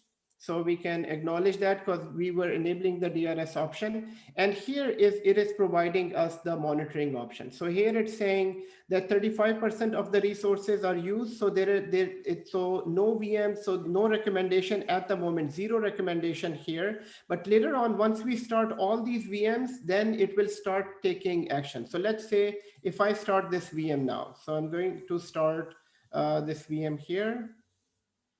So we can start the VM. Actually, I'm not going to start the VCSA because that will definitely, this is a huge server. I'm just going to start some dummy VMs here.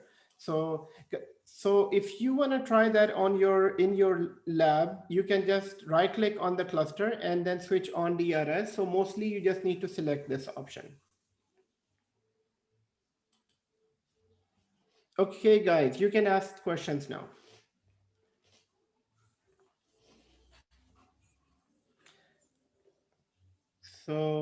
So recording is stopped for the video. I will edit that video and add whatever is left, but here DRS is configured. So again, one more time, you may start asking questions if you have any. What I did, everyone, we created a cluster. We moved all the ESXi host inside. So I'll just give it a minute here.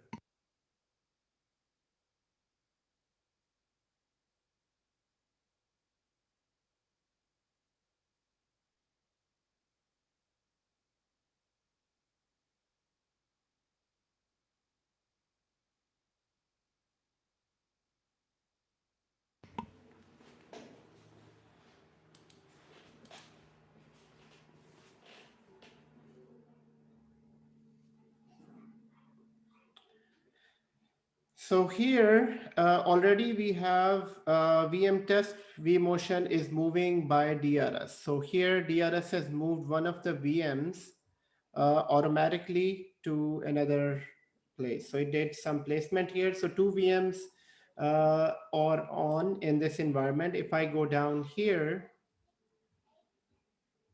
so it has already taken one action, this one. So I've not migrated this VM, DRS made it. So what I'm going to do is I'm going to create 2 or 3 VMs. So guys, if you want to, so first of all, Naveed is saying Vmotion is not working. Alamgir is saying it's not working. Salim is saying it's not working. It's not working for Faz. Human's Vmotion is working. Abdullah's Vmotion is working. Wasim's Vmotion is working. Okay, so if your Vmotion is not working, then you won't be able to switch on DRS. So once your Vmotion starts working, then it will work. So at the moment, what I'm going to do is I am going to. You guys can hear my voice? Yes, sir. Okay, excellent. Hanji. Okay. Humin is asking, what is Hanji? Hanji means yes, sir. Yes, okay. Okay, so here guys, so I'm going to create 2 more VMs. So let's see that in action. For now, our DRS is very, very happy because it's sitting on 19%. 19% is a happy stage where it doesn't take many actions. So I'm going to create 2 or 3 VMs. And the VMs, remember, when you create a VM, it should be sitting in the shared storage. So I'm going to create this second VM and, I'm just going to number them. So this VM is going into. So it starts taking action at 90 or before? So it is by default, it starts taking action as soon as I think it reaches 70%, and we can set that up. We can set that threshold as well. Even less, right? 50%? No, it won't. It won't. On 50, 60%, it won't take any action. So minimal is 70%. Okay. So if you're talking about the overall, so behind this scoreboard, so overall, if it is 60%, 70%, it will start taking actions. Okay, so let me first make few VMs and then we'll see. So here I'm just making sure that VM is sitting in the shared disk and not in the local disk. So next, and next here, and I need to select the thin provisioning. So in the networking, okay, so in the network, also make sure that we are in the VM network. So for the Vmotion, always remember that any other switch won't work for this. We need to make sure that your VM is also sitting in the VM network port group. So this port group here. So sir, if you create same name, different VM, like different ESXi host. No, not ESXi host. The switches, VM switches. Yes, so it will work. That's right. Suppose there are 3 VMs, right? If you create your own VM switches with your own, it will work or it won't work.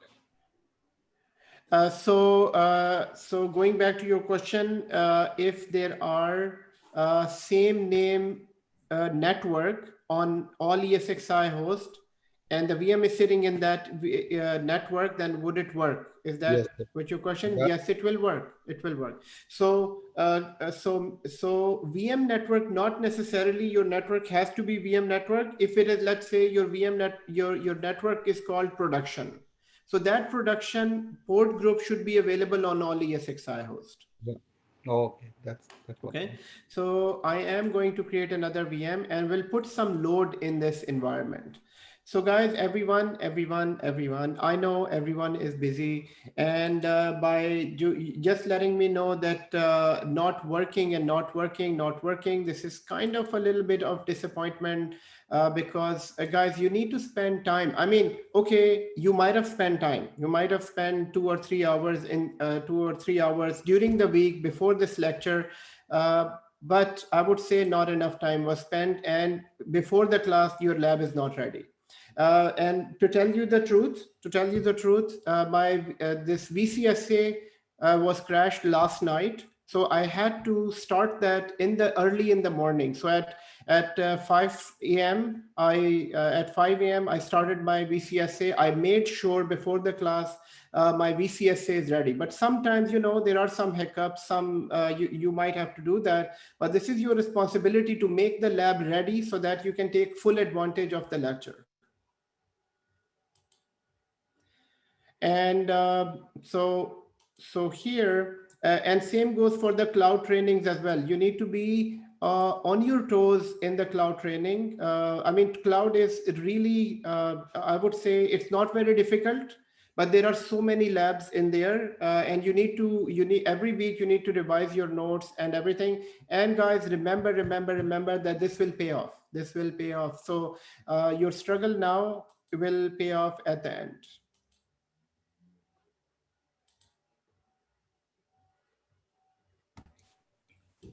Sir, in the test environment, like today, my server crashed 3 times.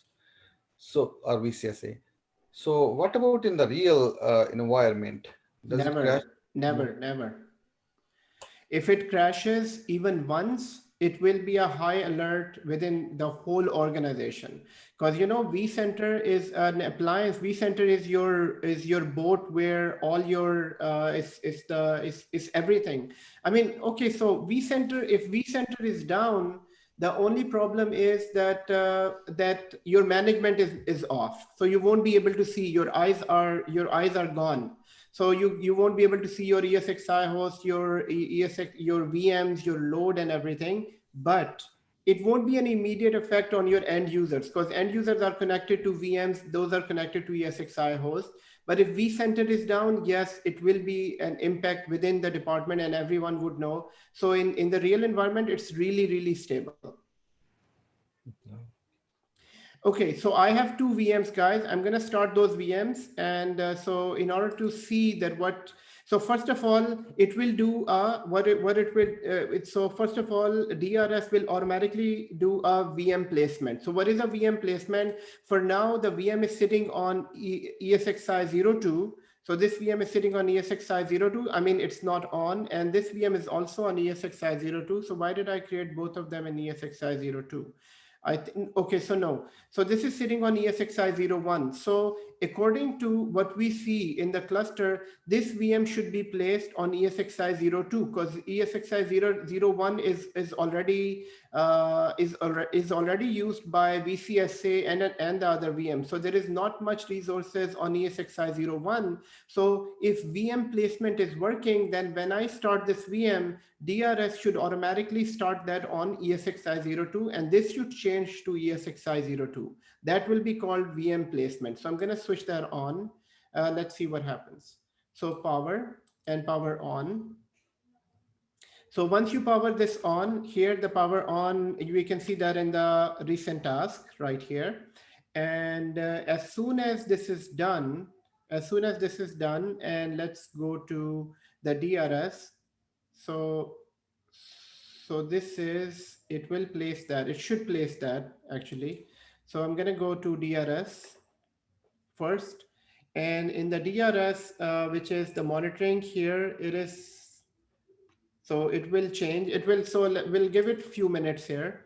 And at the same time, I'm going to start the other VM as well.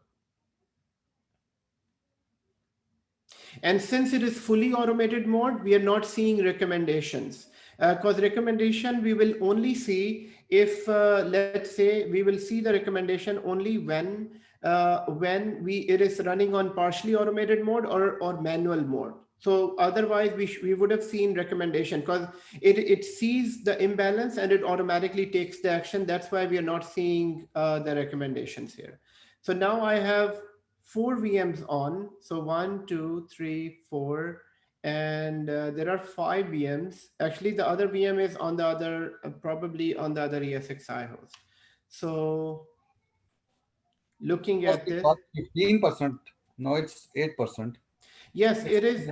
So it has balanced the resources because these VMs, these VMs are dummy VM. There is no operating system. So basically there is no load on this ESXi host. What I can do is I can try to install operating system in one of them.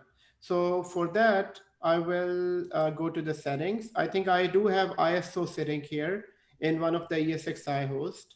So that will place some load on the ESXi host. So going to the CD, and within the CD, I will provide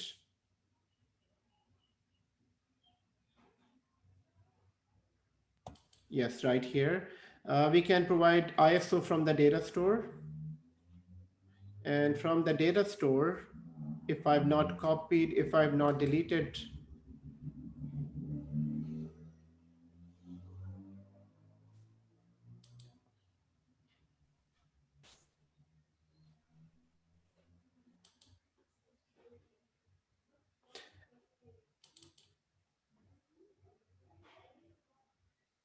I think I removed it because I wanted to have more space on this. So I need to basically upload the data store first and then do it. Actually, it's taking some actions now. So here, so first of all, let's look at this. Where is it placed? So if according to DRS, if ESXi is busy, then it would only play. So it thinks that DRS thinks that ESXi host is good for all these VMs. So ESXi host can take all these VMs. This is why it's not placed in another, because it thinks that it is a suitable host. So just by looking at the cluster,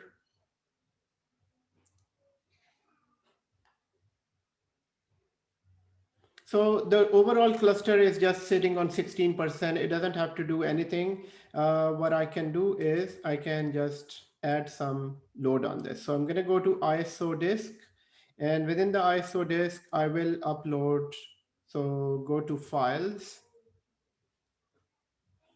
and within the file, I will upload an image. So there is an image actually sitting on the root of ISO disk. So ISO disk should be there. So I'm going to go back so I can see an image here.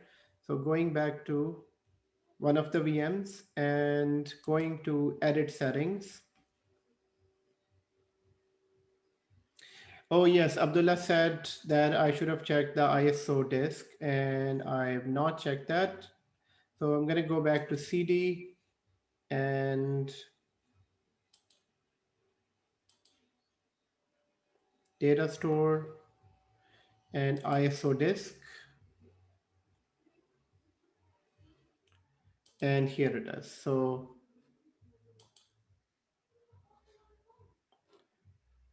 provide it and OK, and restart this. We'll restart this. And let's see. OK, it is.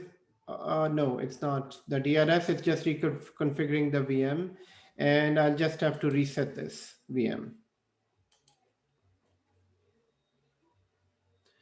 So now this VM, going back to the VM here, looking at the VM, this should start installing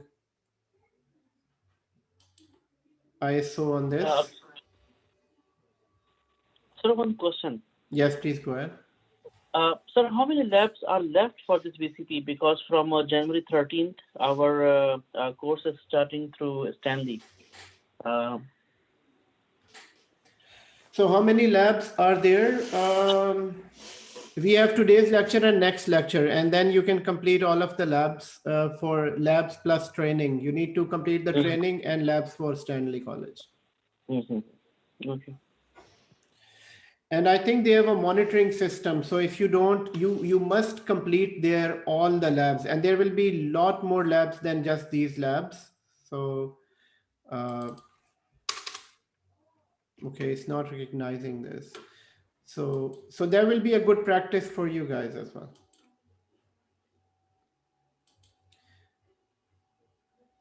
So did I? Sorry, Adam. Yes, please go ahead.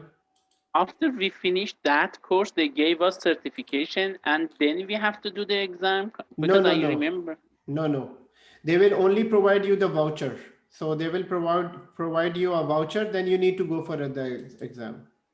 But I remember last time I did the exam at Mumbai, and it was hard exam, but nobody asked me something, but they didn't prepare for me certification. They just sent the exam. But I wasn't part of the Stanley that time. Okay, so I mean, which training are you talking about? The VMware at number. The Yeah, Stanley College? Yeah. And you didn't went for the exam? No, I passed the exam when I had a course with you. But Right. for a Stanley College, I'm wondering to know if we just join to the Stanley, they prepare the voucher. But regardless receive the certification, we have to put the student number kind of like that for them? No. So the way it works is, yes. So your question is that how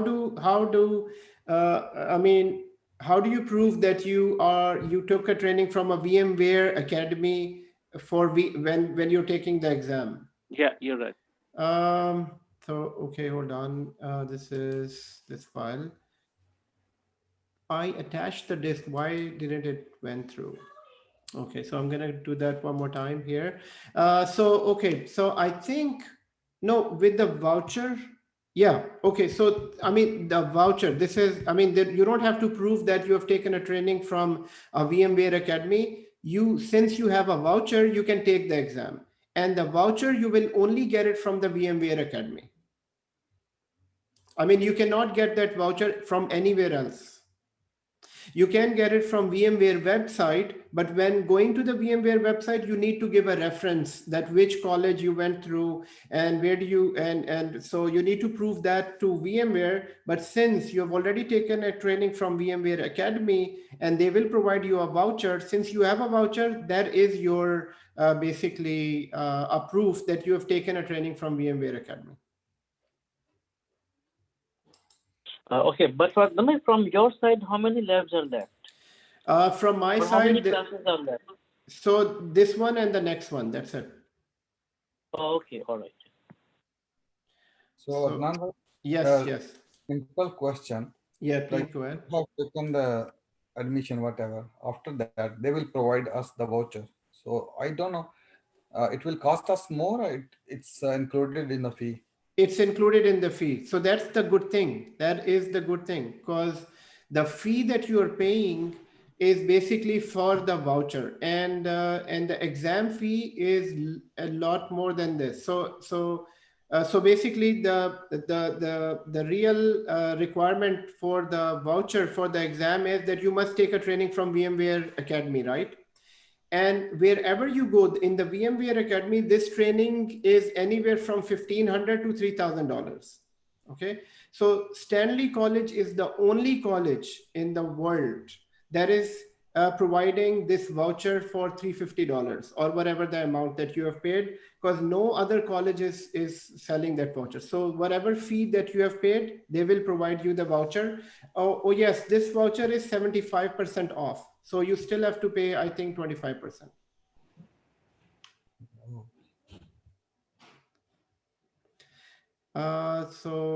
Did I restart this machine? Yes.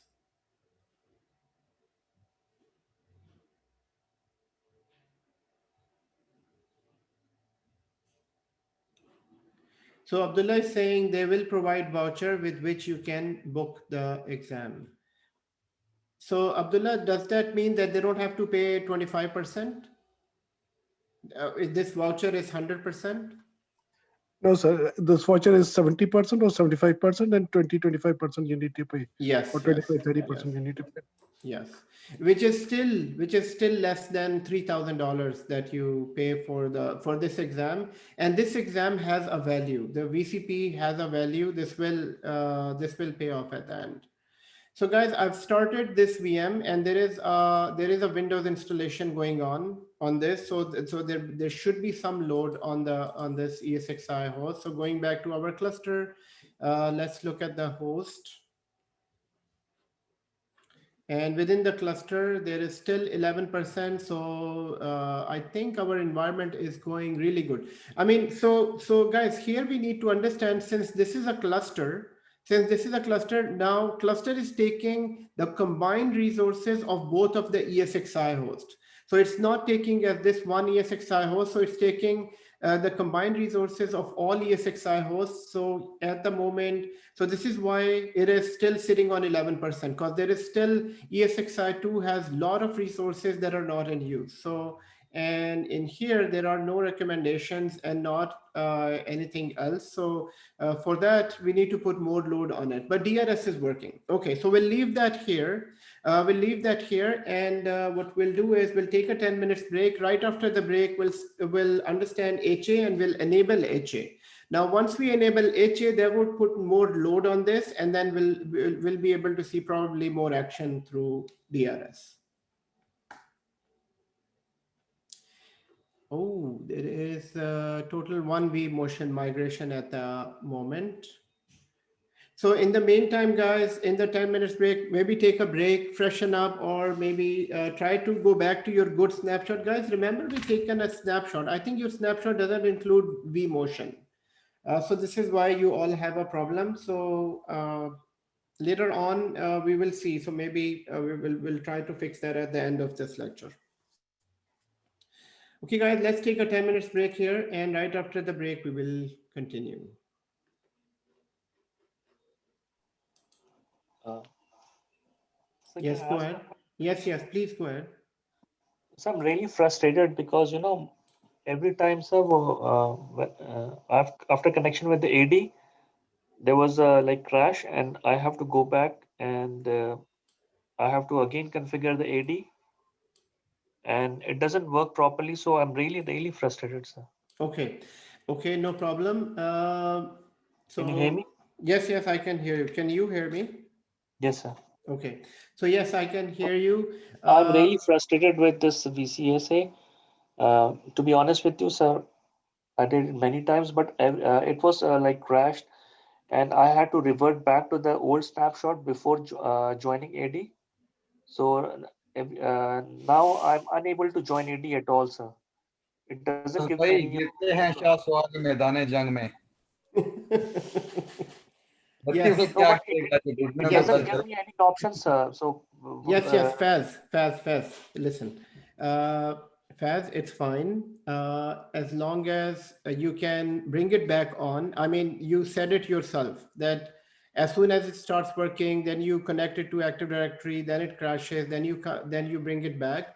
So I would say for now, ignore Active Directory at the moment. Okay, so don't connect it to Active Directory and run without it. Will work fine without Active Directory as well. Okay. So so in order to gain more confidence, just work without Active Directory and configure all these options. And later on, we can connect to Active Directory as well. Before I go to T, just quick question. Yes, please go ahead. Sir, when we create a data center, we add this. So for 3, when we give IQ numbers, so on that point, we just use one disk for 3 VMs, or we have to use different disks for each VM? Can you repeat your question one more time? Sorry. Okay, sir. So, when we create a data center and we create iSCSI target. Right. So, yeah, in failover cluster, we just use one disk, right? For failover. So in this case, when we use ESXi volume after the disk, when we create volume, so we have to create 3 disks for each target, or just one disk for all 3 targets? We can create just one disk for all 3 ESXi hosts. I mean, there is no need for many disks. The only reason why I wanted you to create 2 disks so that we can see storage Vmotion. But if you have only one disk, that is fine for Vmotion. Okay, that's that was because that was in my mind, like failover and iSCSI. So in that one we use just one disk, right? Right. Okay. Yes, here we need only one disk, but remember that what happens if that one disk goes down? So what is your backup plan? So for that backup plan, this is why we need to create a second iSCSI disk as well, so that if one disk is full, the VMs can move on to the second disk. Otherwise, Vmotion will work fine with one iSCSI disk.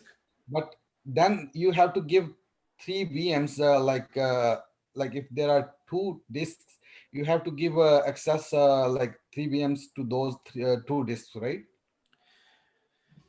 All VMs, right? So which means, so I'm going to rephrase this sentence. So then those 3 VMs will be sitting on one of the shared disk. And when they need to move, they can move around in both of the disks whenever they need to. So, and about the access, as soon as the 2 disks are part of 3 ESXi hosts, they already have access for all of the VMs. So you don't have to redefine the access again. So the only thing you need to do is create a iSCSI disk and then add them to ESXi host within the iSCSI, software iSCSI initiator. Once you add them there, they are already accessed by all the VMs. Okay, sir. Okay. Thank you. Okay.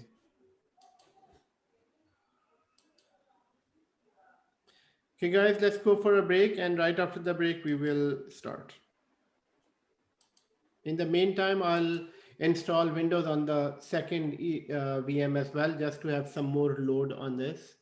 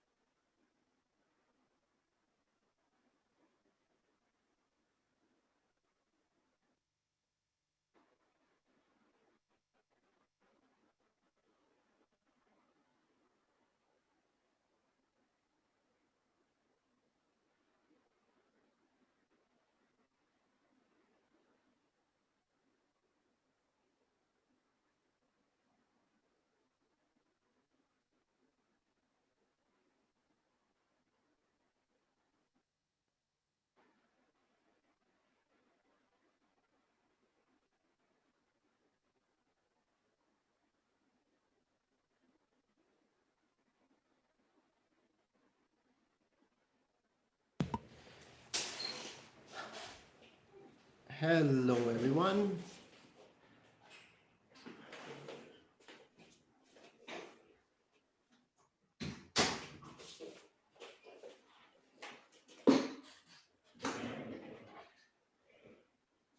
Okay.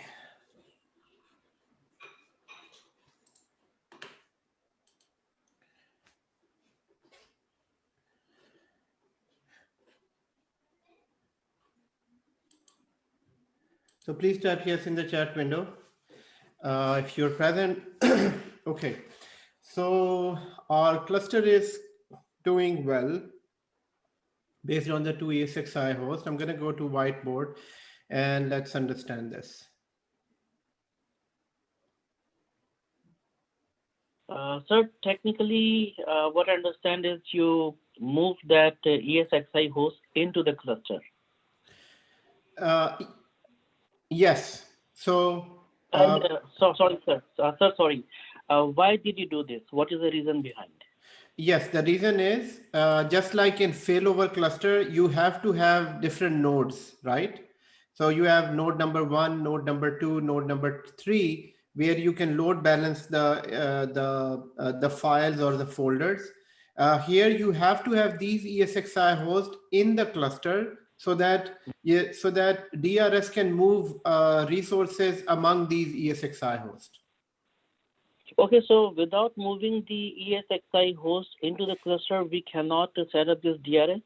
Yes, no, yes, exactly. Oh. So DRS requirement is number 1, Vcenter, secondly, Vmotion, third is cluster, and host should be inside the cluster. Okay, yeah, got it.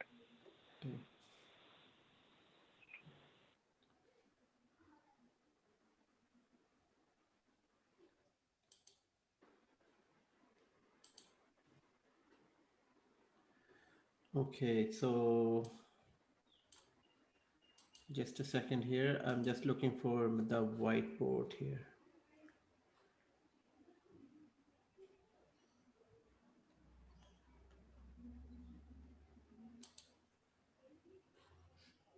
So, sir, you can have only one cluster, or you can have a, if you have more ESXi hosts, you can create different. You can have more clusters as well. So, so the question is that when do you have to create different clusters?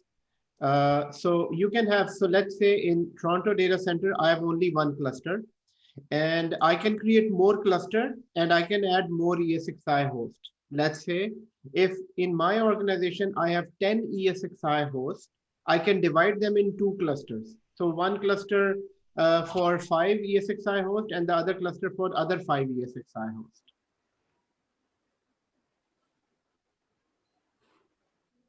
So what is the minimal requirement for the VMs for a cluster? For a cluster, minimal requirement is at least 2 hosts. You need to have at least 2 hosts inside in order to run a cluster.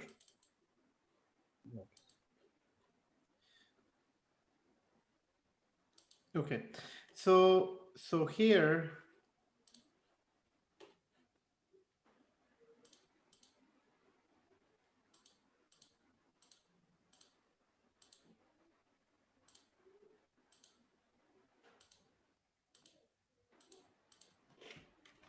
Sir, sorry, minimum or 2 and maximum? maximum, I think there is no maximum for this. You can have 30 ESXi host as well, but I think there is no maximum requirement for this. But ideally, we keep the cluster as small as possible. We keep the cluster so that it is easier to manage. If you have huge number of clusters, if you have huge number of ESXi hosts in a cluster, then it will be difficult to manage and it will be difficult to troubleshoot as well. But it won't be too load for one cluster, sir? Too much load? No, definitely. If you have more, if you have more ESXi hosts, then definitely you are going to manage that. Your architect will make sure that all of the ESXi host and environment is properly balanced, right? So they will make sure. So at this point, how many cluster needs to be there? How do you divide them? This is basically the person who designs the complete environment. But at this point, my objective is, and all of our objective is to understand the functionality of the cluster, understand the functionality of DRS. And why am I saying that? Because design can be a lot different in many organizations.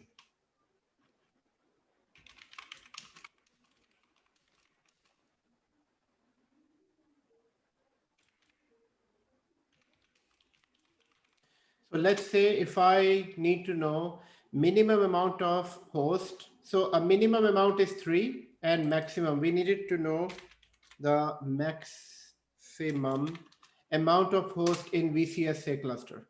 So maximum can be, here we can see that now supports 64 nodes with 8,000 VMs. So it's a lot of, 64 ESXi hosts in one cluster is a huge number of ESXi hosts. So yes, just for the purpose of information. So it can be, cluster can be as big as 64 nodes. Okay, so guys, let's recap what we have learned so far. So we have learned about, so right from the start, this is what we have learned, because the service that we are about to learn is important to understand. And so from the starting, we learned, first of all, we started with virtualization.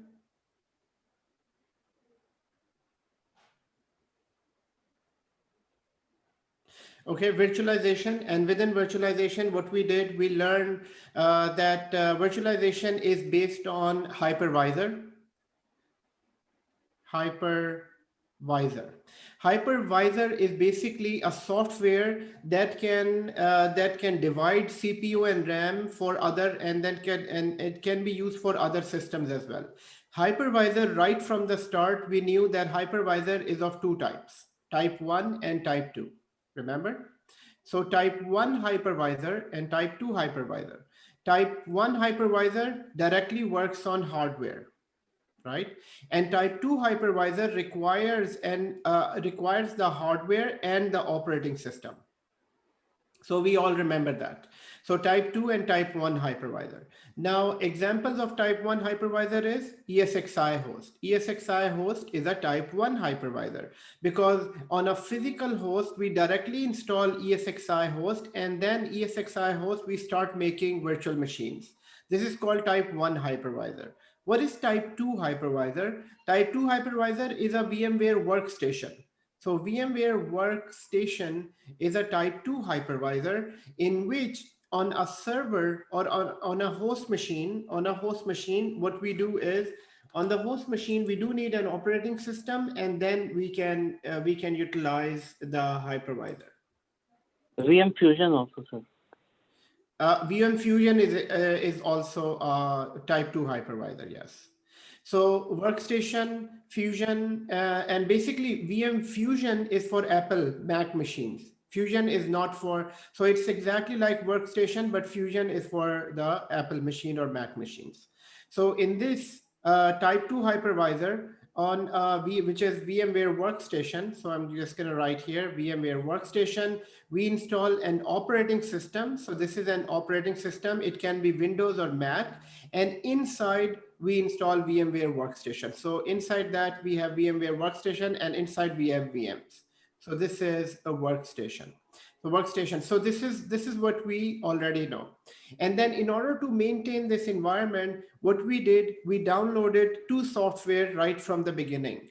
So we required 2 ISOs for this. One ISO was known as Vmvisor, which is a hypervisor software. So this is a ESXi host software or ISO. And the second one was just Vcenter. So guys, remember this, that Vmvisor is the CD. Vmvisor is the CD for ESXi host, and Vcenter, which is VCSA appliance, that was an ISO as well. That was an ISO, and that can become VCSA at the end, right? So this is VCSA. So here we downloaded these ESXi hosts. Then what we did, we started making this infrastructure. So first we make ESXi host. So starting with ESXi host, we used VMwire software and made one ESXi host. And within making ESXi host, once you install a ESXi host, you will configure IP address. You configure the IP address. You also configure DNS on this, and that's it. So once this is all done, ESXi host was ready. Now, in order to manage that ESXi host, we installed a Windows server. So we installed Windows 2016. So we installed Windows 2016, and this Windows 2016, we just need that Windows 2016 to connect to ESXi host using Vsphere Client. So Vsphere Client is basically that software with which we can manage ESXi host, or with the same client, we can manage VCSA as well. So this is just a client software. You can think of this software as a WhatsApp. I mean, in WhatsApp, we use a WhatsApp as a client, and then we connect to WhatsApp. Whereas our messages in WhatsApp, in our all messages, all groups in WhatsApp, they are stored elsewhere, somewhere in WhatsApp storage. So whoever is the owner of WhatsApp, they have a huge big data center, and they have provided a client called WhatsApp with which we connect to their WhatsApp server and download our messages. So Vsphere Client is just a client. It's a very small software with which we can manage ESXi host, or we can manage VCSA as well. We can manage VCSA. So what is Vsphere Client? Vsphere Client is just a client to manage ESXi host or VCSA.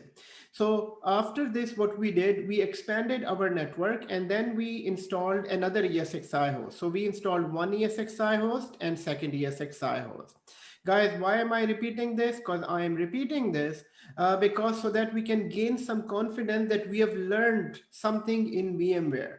Because I know that in the advanced technology, it will be a bit difficult, but it will, you shouldn't lose your confidence here, guys. Once you do these labs, 1 time, 2 times, 3 times, and 4 times, you will be able to completely understand this environment. But guys, if you don't do the lab, I mean, if you're busy, or in other words, let's say if you're spent 3 hours or 4 hours in the lab and you were stuck in troubleshooting something and you got frustrated and you left the lab, guys, yes, you should leave the lab for half an hour or maybe 1 hour, but come back and start again. Because we need to complete the lab, we need to have that confidence of completing the configuration. So at the moment, I can see all of you are expert in building ESXi host. I can see all of you are expert in building Windows Server. I can see all of you are expert in using Vsphere Client and connecting Vsphere Client to ESXi host. All of you are expert in installing and configuring VCSA. VCSA is also it's really easy for all of you. So this is also your confidence, and you connect to VCSA. The only problem for all of you that you're facing is the resource management. Resource management. Now, resource management is not your fault, guys. It's not your fault. It's basically VCSA is a heavy application. Vcenter is a heavy application. VCSA is supposed to directly is supposed to directly host on ESXi host, and ESXi host is installed on a physical server. Guys, physical server that company buy for at least $5,000 or more, 10,000. Even these servers are 10,000. These servers are very, very powerful. They have like maybe 12 CPUs in them, and they have maybe probably 100 GB of memory. And in that, if VCSA, once VCSA is hosted on these server, it works like it is really a stable, very stable application. So yes, I can see the challenge. All of you are facing this challenge here, and I did too. Trust me that I had that challenge as well. Every other day when I make a video, I have to go back to my snapshot. So what I do is that as soon as I see that I have a stable configuration, my VCSA is working fine. So for example, well, if it is now working fine, my DRS is working. So what I do, I take a fresh snapshot. So in the morning, when I saw that my my vCenter was not working, I fixed it. And then at the same time at 7:25 a.m., I took a snapshot of this VCSA. Now I know that even after DRS, if it goes down, I can move back to my Vmotion snapshot, which means that at least I have this one saved, and snapshot works excellent. So for that reason, guys, don't be frustrated. Don't get tired on this. This technology is here. This technology is paying technology in Canada and US, anywhere you go, and the certification is very important. So frustration, tiredness, and everything else, all those things. Yes, for that, the simple, a remedy for that simple is just take a quick break. Just take a break and start again. Maybe take a coffee, whatever that can refresh your mind, take some rest, but you must come back and reconfigure everything.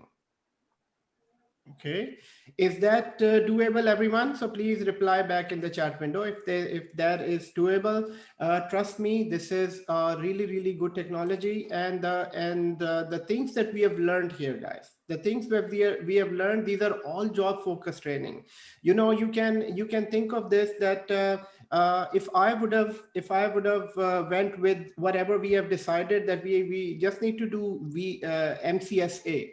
But I included VCP training in this because VCP is a paying training. This is a very, very important training. So from my part, I had to recreate the slides. I had to learn this because I did that in version 5.5. So I learned that again 6.5, although it's the basic technology is the same, but there were many new features that I had to learn. This interface is completely new for me. So I'm making some efforts. I'm going an extra mile, and I want you to go an extra mile as well. So for that, please, this is the time. This is the time when you do need to basically redo the lab in the next 1 week. Yes, I understand. I totally understand that you have to go for the exams, that you do have to go for that training, Stanley College training as well. And you do have to do your jobs as well, and the family and everything. But guys, at the same time, this is a paying technology. This is what you're here for. And inshallah, you'll all be landing contracts. Once you are in the contracts, guys, these all people who referred you here, they're enjoying their contracts. They're enjoying one contract after another contract, and then they don't even look back and seeing that, how much struggle they did for the whole 1 year or 1.5 years. And this has impacted them. And now for years and years, they are enjoying the rewards. Okay, excellent. So Salim is saying that Vmotion is working fine. So I would say just whenever you're frustrated, whenever you're tired, just take a step back, relax, and then come back and make a good snapshot. Yes, sir. Excellent. Very good. So what I'm going to do is, so guys, here based on the whiteboard, we can see that these are the basic things that we worked on. So Vmotion. So before Vmotion, your basic environment is exactly the same. You go to any organization, if they want you to build a VMware infrastructure, you can easily build it for them. But who needs to design it? The designing will be done by the experts. So designing will be done by the expert. You will be only given the server. So they would say, install 2 ESXi hosts for this organization. Probably they might not want you to install anything because the environment is already there. So for that, you already know how to install ESXi hosts. You already know how to connect to ESXi host, and you've been through a lot of trouble. You have been through some troubleshooting as well. So that is a good side of this memory resource problem. But at the same time, you now know deep enough in ESXi host. You can install any ESXi host anywhere. Even you can install VCSA 100 times. You went through stage 1 and stage 2 and all that. You configured that. Yes, I do understand that that every technology is very deep inside. But guys, we are not focusing on the deep side, because the deep side is that expert side that we want others to handle. In the interview, we want to tell them that, you know, I am VCP certified and I do understand VCP environment. I do understand ESXi environment. I have managed an environment of 6 or 7 ESXi hosts. That's it. We're not going more than that, because we don't want them to start asking design questions and this questions and those questions. We want them to just have that confidence that you have worked in a VCP environment, you have worked with ESXi hosts, you also know what is Vmotion, what is DRS, what is HA, how do you take backups and all that. So this is what is required for VMware admin. And the thing is, there is no such thing as just VMware admin. With VMware admin, they are expecting that you are an expert of servers as well. You do understand Active Directory, DNS, failover cluster, and all that, plus VMware.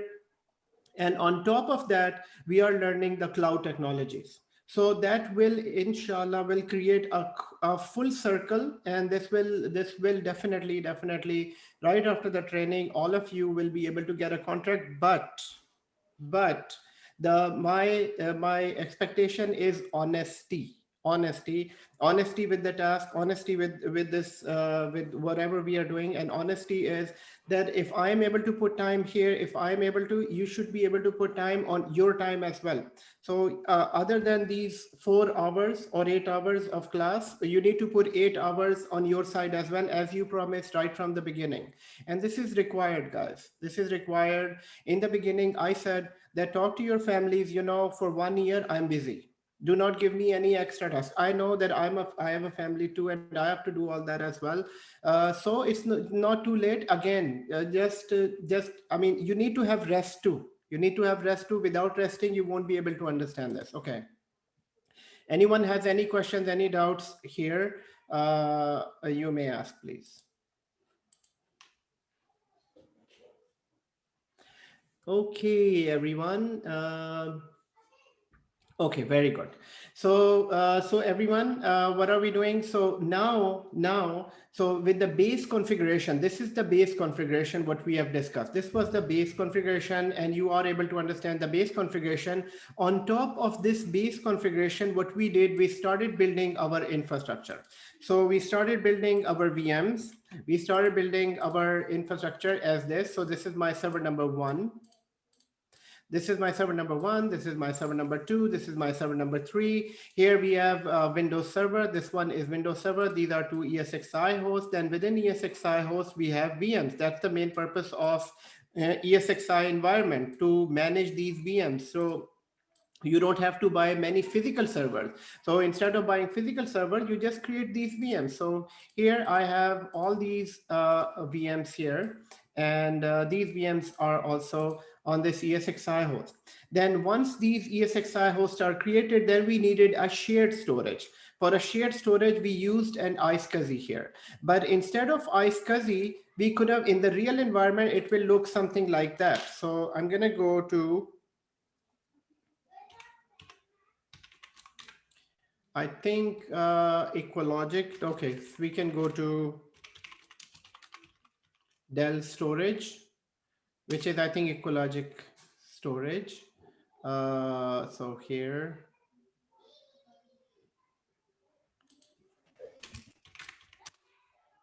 Or we can go for EMC storage.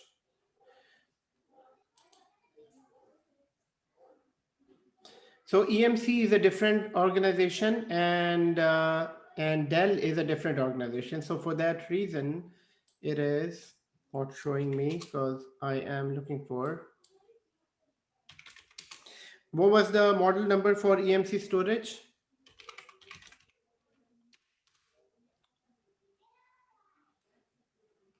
Do you remember? EMC EMC. NV. Sorry. Yes, go ahead. NVX 5100. VNX. VMX, sorry. Yeah. So VNX. So if we look at this here, it will look like, so these are different. So this is the smallest VNX. This is bigger, bigger, bigger, bigger, and these are all bigger storages. And all the companies are using, so in the data center, it would look like this, EMC VNX. This rack is full of storage. It could be a petabyte storage. This is a huge, huge storage, maybe more than $1 million, this complete rack.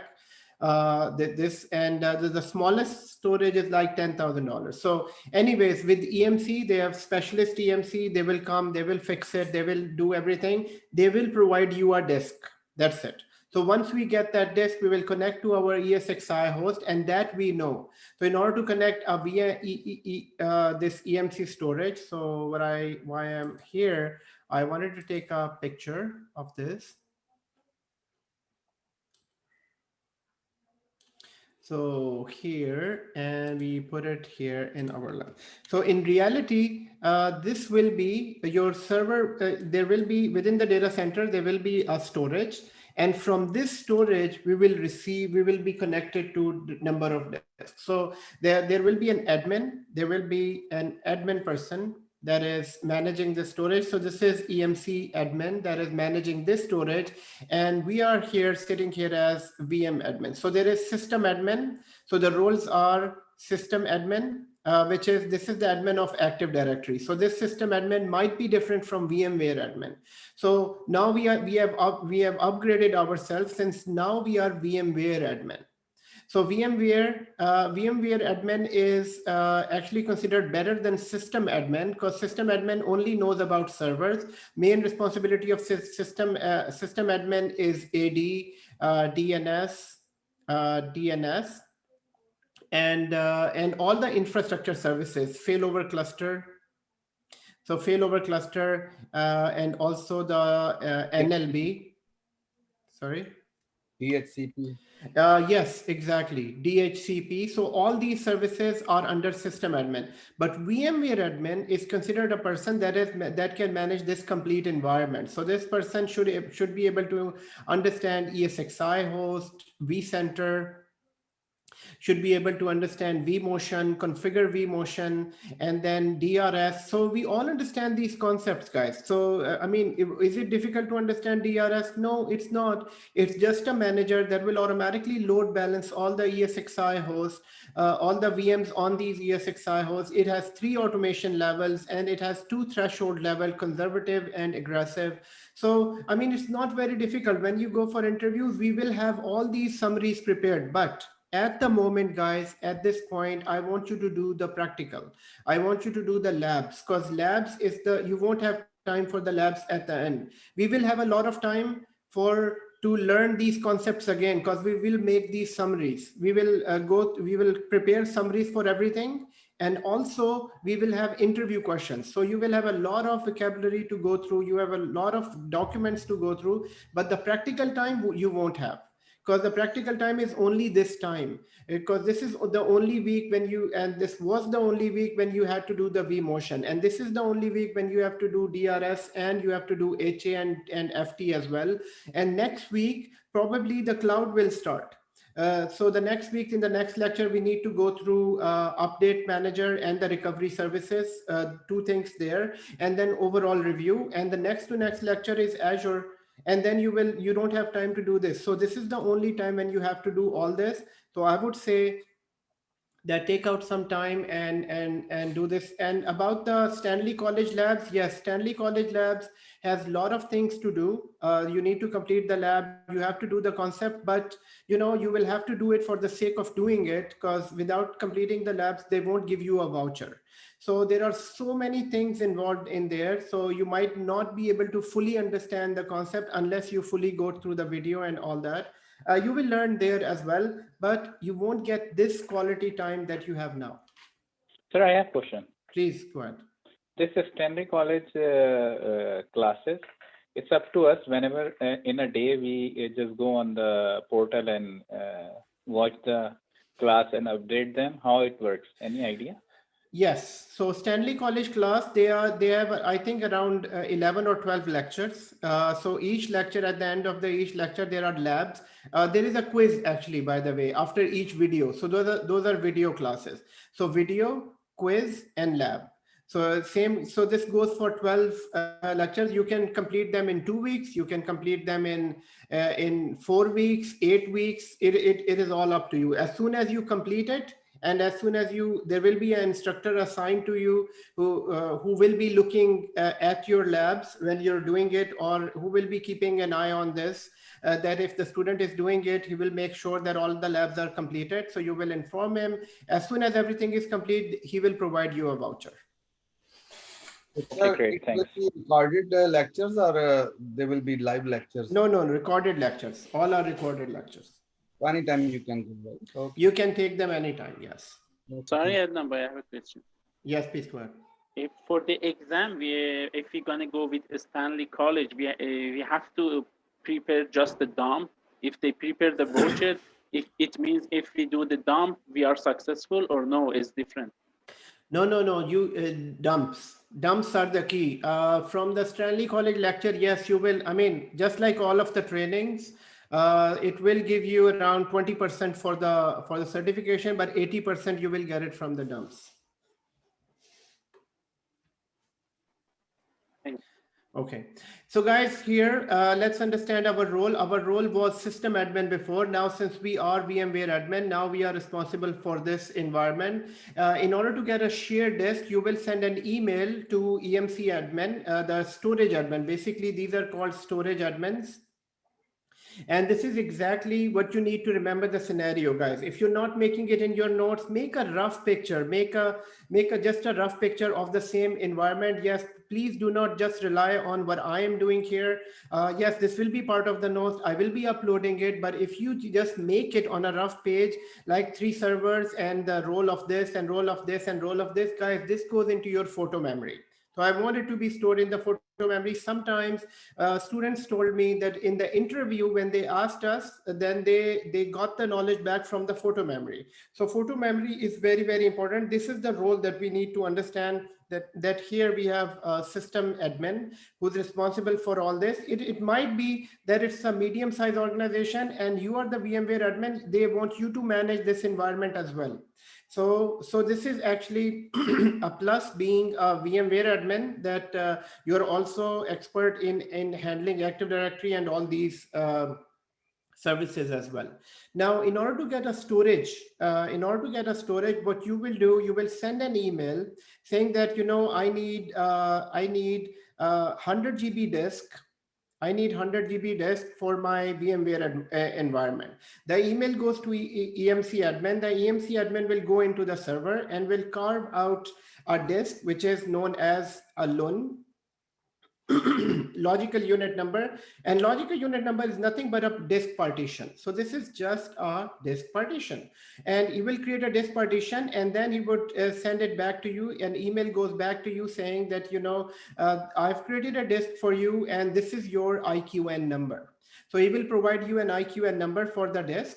IQN number, and that IQN number you will configure that, and actually he will provide you a server target. So you might have in that environment already a target server. He will provide you the IP address of the target server. This is a target server.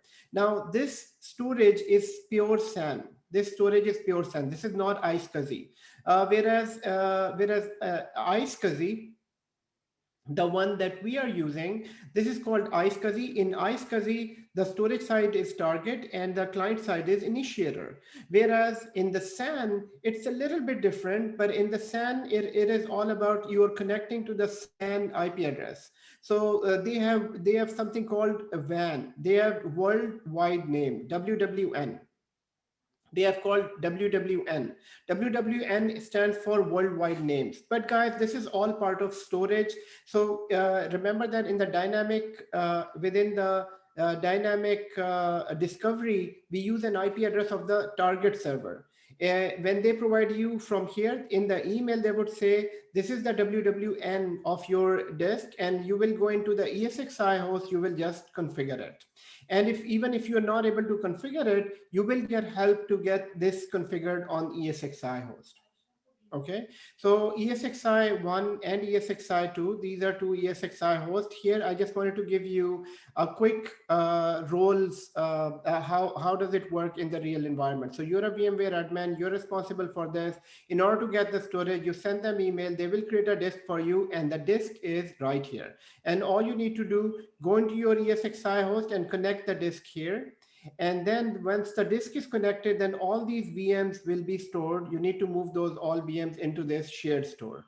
So after this, having shared storage, having multiple ESXi hosts, now is the time that you can configure Vmotion. So Ridwan bhai, Yes. after sending the email to EMC that we need the 100 GB disk space or the storage, then what they will do, they will create the disk and they will like notify us with the name, Yes, with the disk name. Or exactly. They will notify you with the target server name and the share name. That's it. So, and as soon as in dynamic discovery, you will put the target server, it will automatically connect to the disk. okay, thank you.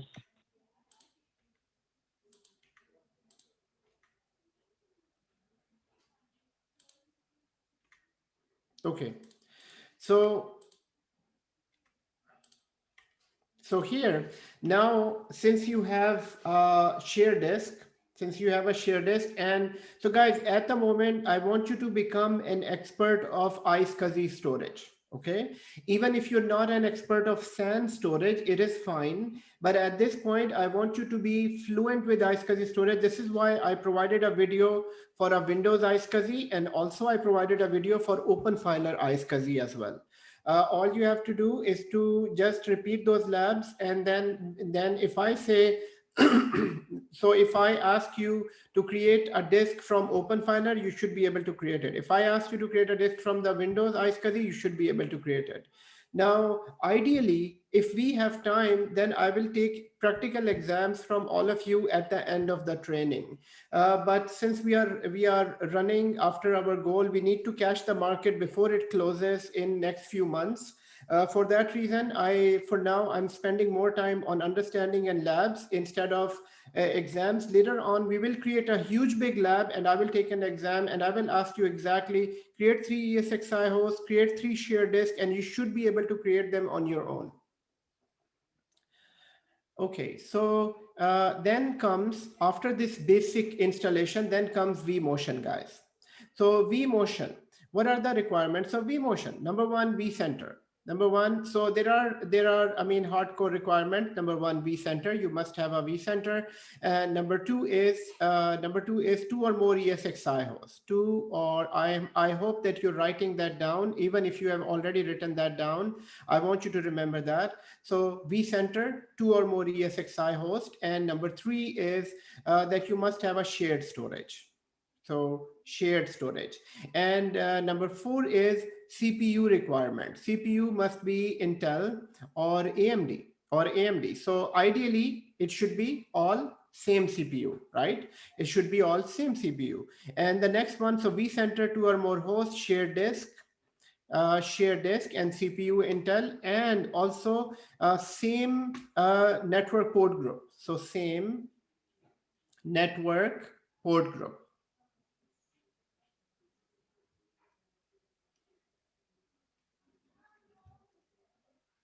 So same network port group. So these are all of the requirements of Vmotion. Once these requirements are fulfilled, and I've provided you the video, and Naveed, thank you for sharing that. And so here, these are the requirements. When Vmotion is done, then you're ready to do DRS. And DRS, so Vmotion is a requirement. You need to know a quick definition that in the Vmotion is a service where you can move a live VM from one ESXi host to another. With Vmotion is configured properly, it can be moved here, or this can be moved here. So live VM without disconnecting any users. Then we have a DRS, and DRS is a service that can load balance the environment. It has 4 functions. Number 1 function is load balancing. Number 2 function is VM placement. Number 4 is power management. management, and number 5 is optimization. Optimization, every load balance service will do optimization, and this is part of we have already discussed that. In order to have DRS, there are some requirements, and the requirements of DRS were, and DRS requirements are: number 1, vCenter. You must have a vCenter. Number 2, you must have a cluster. Number 2. Number 3 is that all the hosts must be part of the cluster. So, I mean, this is obvious. You have a cluster, so you should have ESXi host in cluster, in cluster. And Vmotion, you must have Vmotion enabled. Vmotion enabled and working. This is a main, these are all of the requirements of ESX of DRS. So these are the requirement of DRS. So guys, next is the next important thing that we need to understand is HA service. HA service is basically, we need to, if we understand DRS, we will be easily able to understand HA service. HA stands for high availability. Now let's first understand, I'll give you a very simple understanding. Let's say this is my, so what are we trying to understand, guys? HA. HA stands for high availability, and I'll write that down in the notes as well. But for now, let me just first explain the concept here. So HA. HA stands for high availability.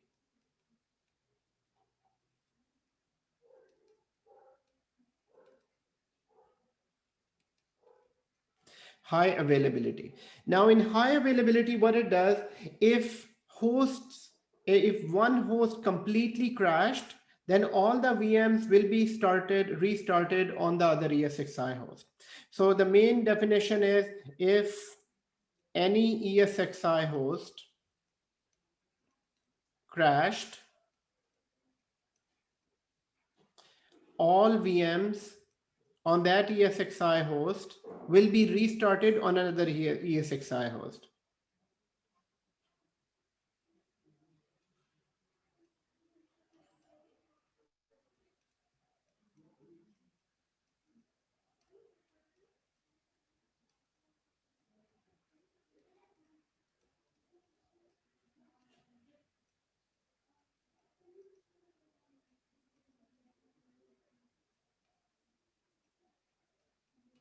Okay, so going through that very simple definition, everyone, the simple definition is that if this ESXi host is crashed, then all of the VMs will be restarted on the other ESXi host.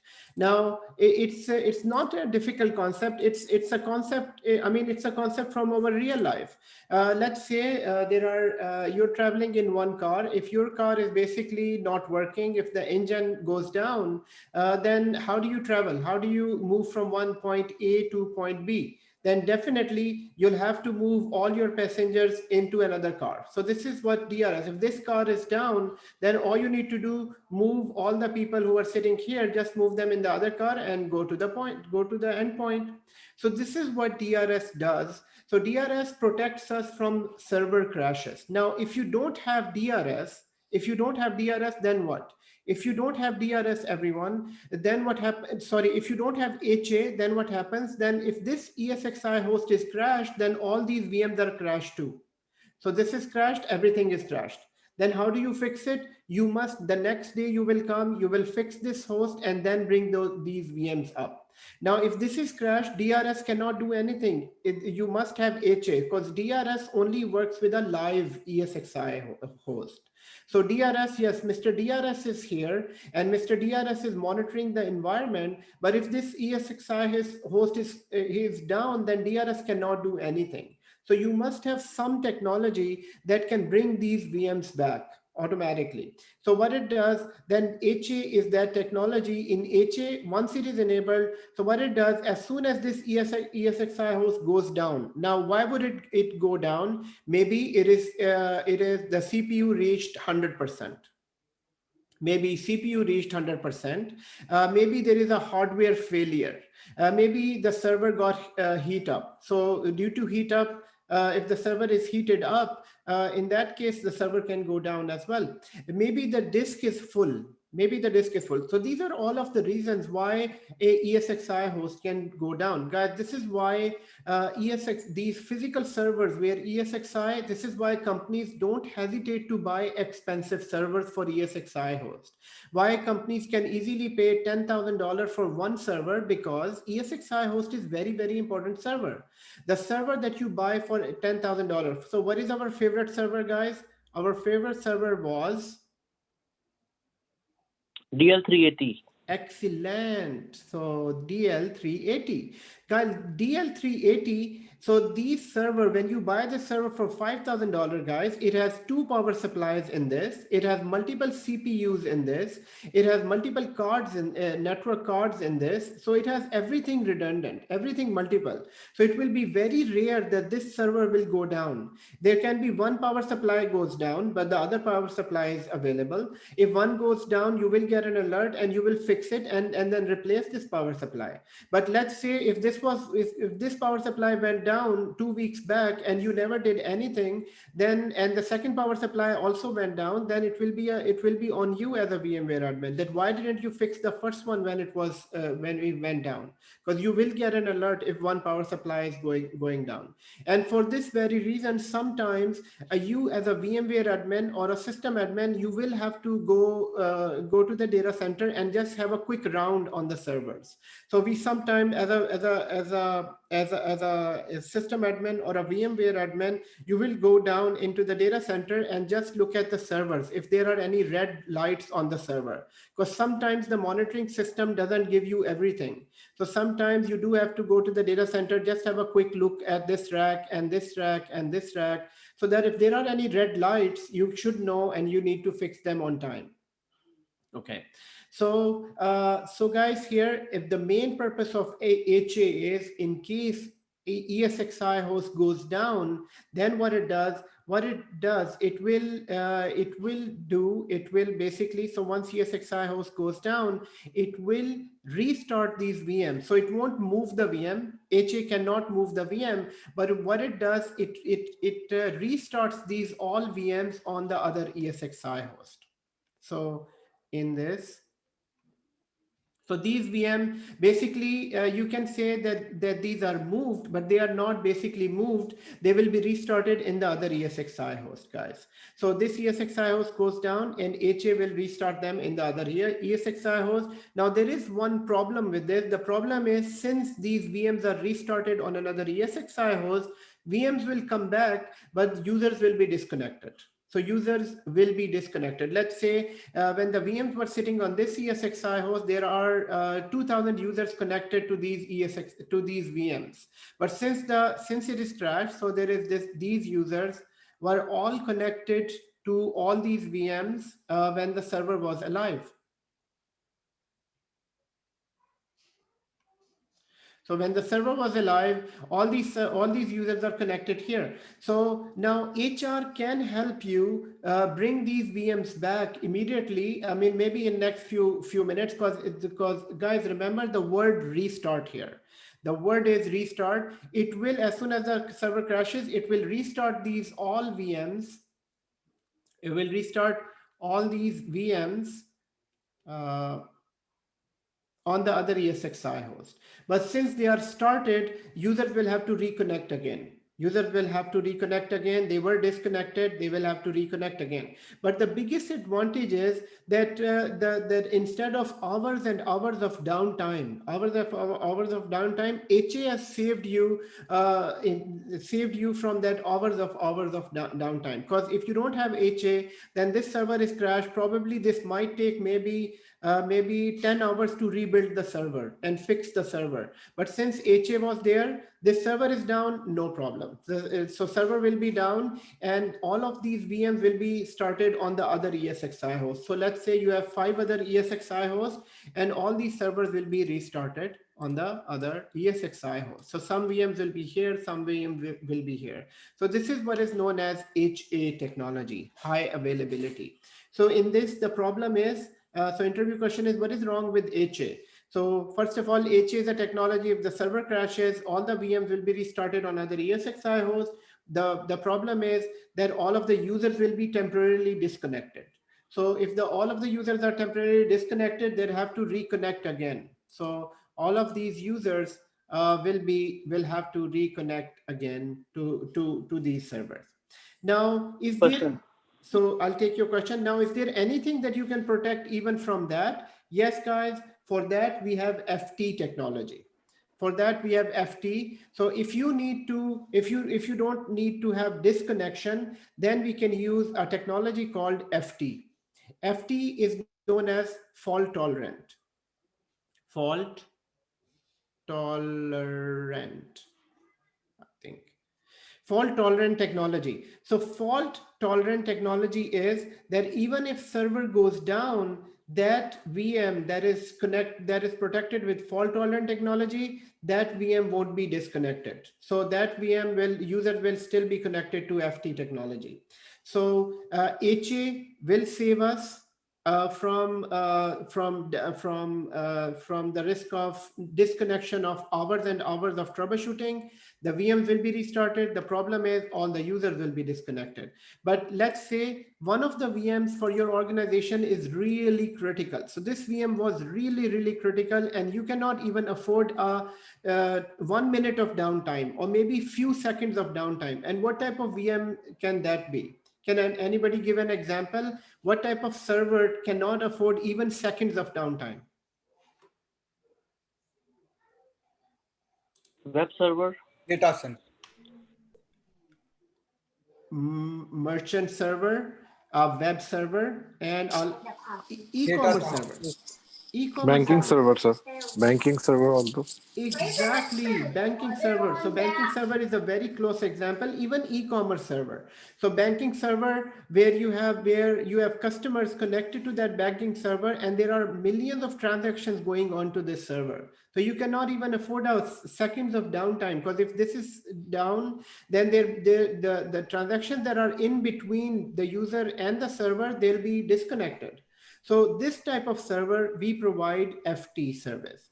In FT, what happens is that as soon as you enable FT, FT is a very expensive option. The reason is that when you enable FT on this, what it does, it creates a copy of exact same VM on the other ESXi host. So, so this VM will have an exact copy. So this VM has an exact copy on another ESXi host. So I'm just trying to find another color. So this is a color. So this VM has an exact, so this VM is copied in here as well. And everything what is happening on this VM is copied on this VM.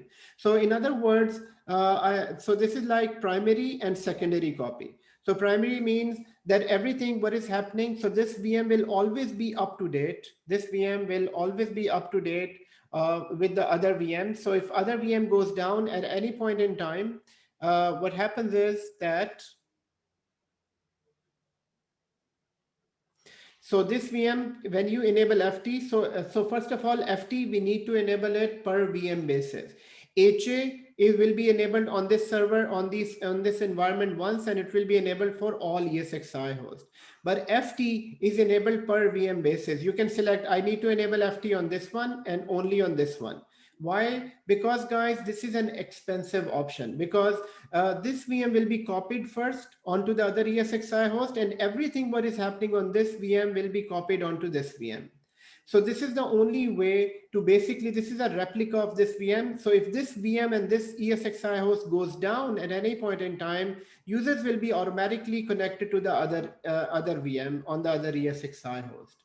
So this is how you protect them from restarting. Users won't be disconnected if FT is enabled. So I'll take your question. Just let me repeat this concept one time here. Guys, HA is a technology in which that protects us from server crash. So here, protection from server crash. Whereas FT is a technology that protects, that is fault tolerant technology. Here, the copy of that VM will be created. So copy of the VM, so primary and secondary VM, we will create a clone of that VM. So VM will have another copy on another server. If this VM goes down, then this VM is available, and the users won't be disconnected. So now you can ask a question. Okay, sir. My question to you is that fault tolerance is basically creating the copy or the cloning of the VM in another EXI host, right? Exactly. Yes. But in terms of high availability, what is basically exactly happening? That all the VMs from one ESXi host are moving to another ESXi host? Yes, a very good question. In HA, does the VM move from one ESXi host to another? So answer is no, they don't move. They are just restarted on the other ESXi host. So since they're part of the same cluster, cluster knows how many VMs were here. So cluster will automatically start the VMs on the other ESXi host. Okay. So how come it's going to start without making a clone in the first place, sir? Yes, so this is what HA does. So let me take that on another slide here. So first of all, in order to have HA, there is a requirement that you must have, so in order to have HA, you must have vCenter, you must have cluster, and you must have DRS as well. So there are these VMs on this ESXi host. So basically the requirement is the requirement is you must have vCenter, and vCenter, under this you must have Vmotion. So Vmotion is a requirement of DRS, and DRS is a requirement of HA. As soon as you enable HA in this environment, since it is all part of a cluster, okay, so there is one thing that is left. So before the vCenter, there is a cluster, and then vCenter. So you must have a vCenter, then a cluster, then Vmotion requirements are fulfilled, then you have DRS requirement fulfilled, it should be enabled, and then you enable HA. So what it does, as soon as you enable HA, guys, in the background, what it does, it creates a list of all the servers and the VMs. So it knows that how many VMs are running on this server and what type of VMs are running on this server. Guys, if you don't enable HA, then this list is not created. So in case this ESXi host goes down, then HA knows that on ESXi number 1, there were 10 VMs running, and these 10 VMs have this configuration. So this has 2 CPUs and 1 RAM. So this has all the configuration. So what it does, it creates those VMs and connect them to the shared storage. Since these VMs are already sitting in a shared storage, remember, because that is, the VMs should be sitting in a shared storage. So all HA has to do is to create a VM, So from the list, it goes and creates this VM here and then connect it to the shared storage. That's it. And the VM will start running.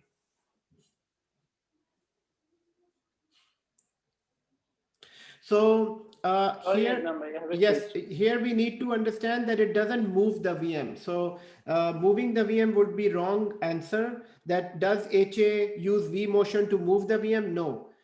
Straightforward. If server is crashed, this VM will be restarted on the other ESXi host.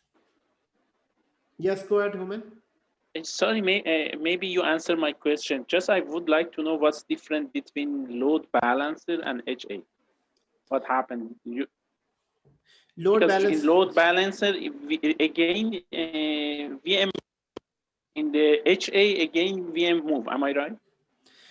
Yes, later on. So you mean what is the difference between the DRS and HA?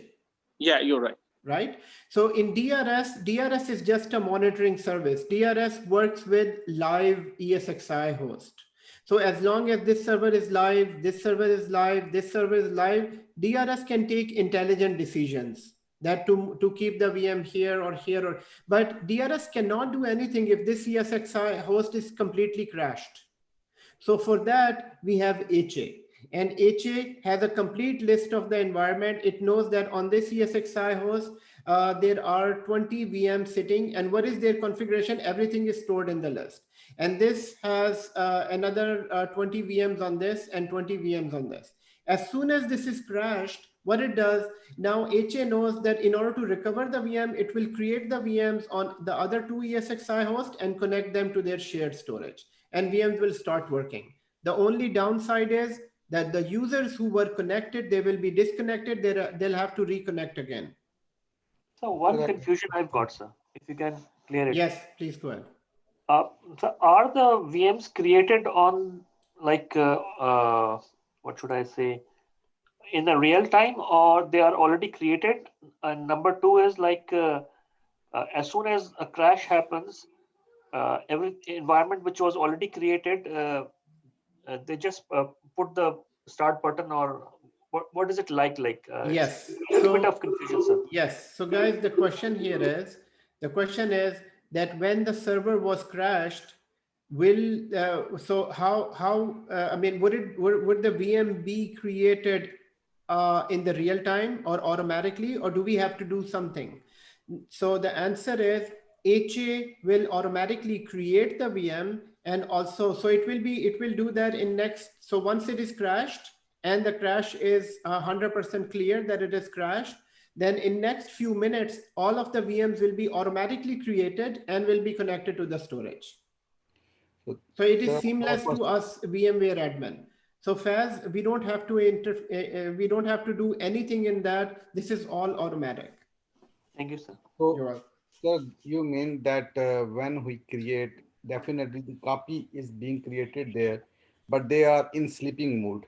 When this one is like that one comes to life, right?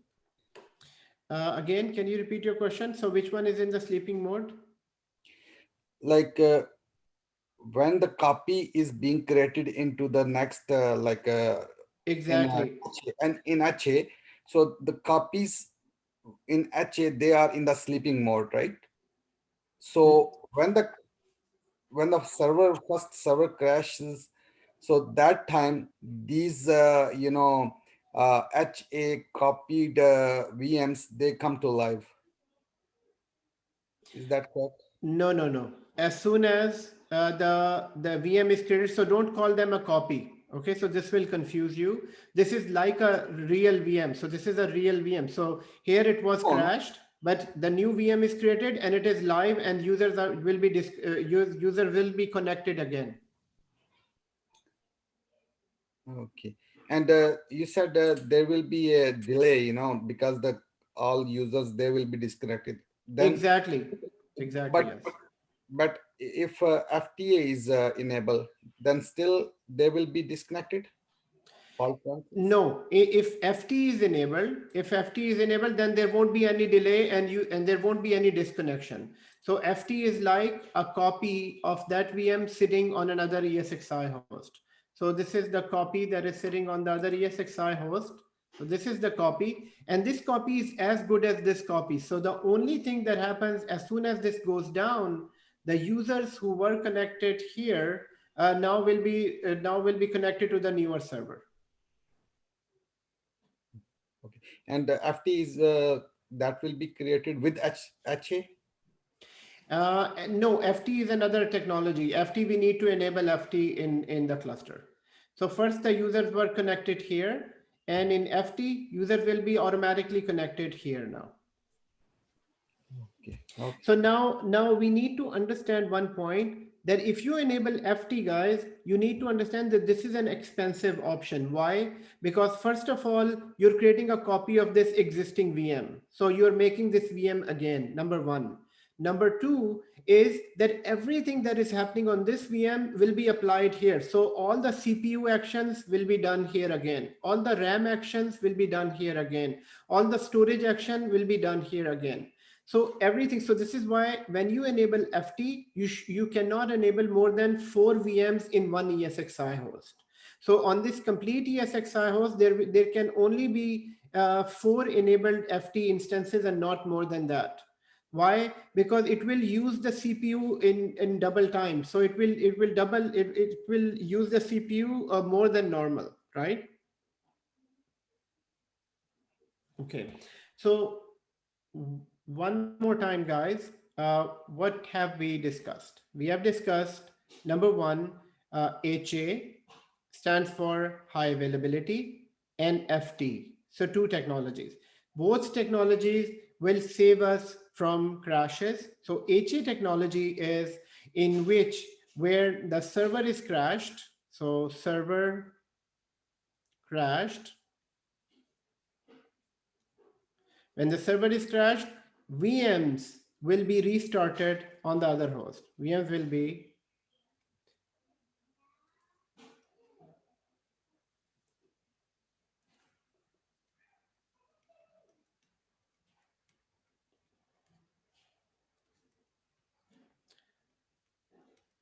on the other host. So this is the downside is users will be disconnected for a few minutes. Users disconnected for a few minutes. So this is the problem with this few minutes user disconnection. Whereas FT is a technology when the server crashes. So again, this is protecting us from server crashing. When the server is crashed, users won't be disconnected. Users will be connected to the secondary VM. So users won't be disconnected, no user disconnection. So no user disconnection. No user disconnection, and users will be connected to second VM. Second VM. Sorry? You mean second EXI host, right? No, second VM, this VM. I'm talking about this second VM, right? This one. So this ESXi host got crashed, and this VM crashed as well. So instead of users completely disconnected, users will automatically connect to the second VM on the second ESXi host. Yes, that is, you're right, that it's second VM on the second ESXi host. On second ESXi host.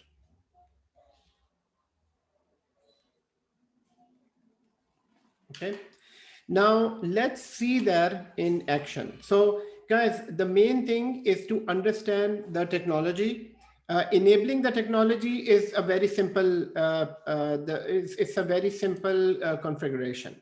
So if we look at our cluster here, guys, HA and FT both are cluster-based technology. So you must have a cluster on. You must have Vcenter to start with. You must have a cluster. And then you must have, so within the cluster, we right-click on this cluster, or we click on the cluster and go to configure.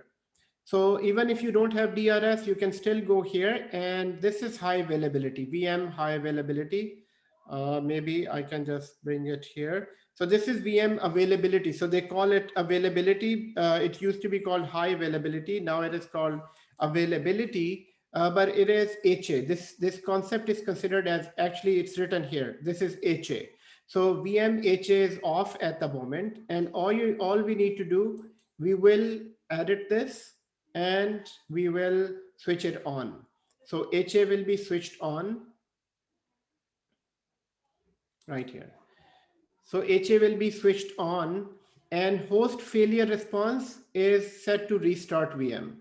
So this is host. What should it do when the host is basically, so here, what should it do when the host is failed, when the host is not working? So this will be restarted, or it can be disabled. So you can disable them as well. I mean, this option is saying that if the host is crashed, then instead of starting the VM, just disable the VM. So disable the VM until this ESXi host is fixed. Now, why do you need to disable the VM? We are disabling the VM to protect them, so that on other ESXi hosts, they are not trying to restart. They will be disabled. Even if this ESXi host is fixed, they will still remain disabled, and you can enable them according to your own convenience. Maybe you want to 100% make sure that this ESXi host is fine, and then you can start the VM. So here in the setting, you're just saying that to disable the VM. So when the host is crashed, just disable the VM. Or you're saying here, restart the VM here. So, sir, I want to clarify one thing. Yeah. So the HA will apply on ESXi host or in cluster? Because if there is, yeah, Yes.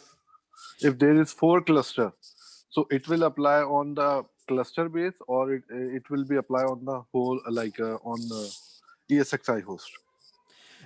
So this one, this applies to the cluster. So this is this configuration is here applied on the cluster, and it will be applied to ESXi host. So, sir, for example, if VM of one cluster is like, for example, if one ESXi host cluster 1 is dropped down, so why not it's replicate to the other cluster? That VM or that ESXi host. Because if there is a 4 cluster, sir. Okay. Okay. You understand, sir, what I'm saying? Just a second. Just a second. So, okay. So we have one cluster. We have two ESXi hosts, right? Yes, so just one cluster and two ESXi hosts. So your question is that if one ESXi host goes down, then why shouldn't it connect to the other? What is that? Right now there is one cluster. For example, if there is 4 clusters, sir. Okay, so if there are 4 clusters and all the clusters have other ESXi hosts. Yes, sir. Right. So if one ESXi host is down, or if one VM is down, cluster 1 VM or ESXi host is down, so why not it will be automatically connected to cluster number 2? Yes, because that cluster has its own configuration. So each cluster has its own configuration. Now, this cluster is enough for all of the ESXi host, Zishan. So which means that if I have only 2 ESXi hosts, but let's say in the real environment, I have 10 ESXi hosts here. So 10 ESXi hosts are enough to basically share the load of that crashed ESXi host. I mean, I don't see a point why it should go to the other cluster and other ESXi host. Because you said if one VM, if this ESXi host, one VM is down. Mm-hmm.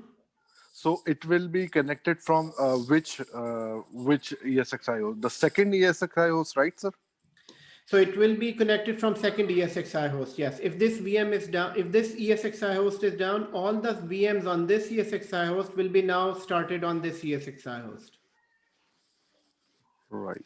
Okay. Right. So I understand your question. You're just saying that since they can move into the same cluster and other ESXi hosts, why can't they go to the other cluster? The reason is because one cluster, so HA, it depends on the HA configuration is only for this one cluster. And the second cluster will have its own HA configuration. So this is why they cannot, I mean, you cannot move it to the other cluster. Right, sir. Okay, no problem. Okay.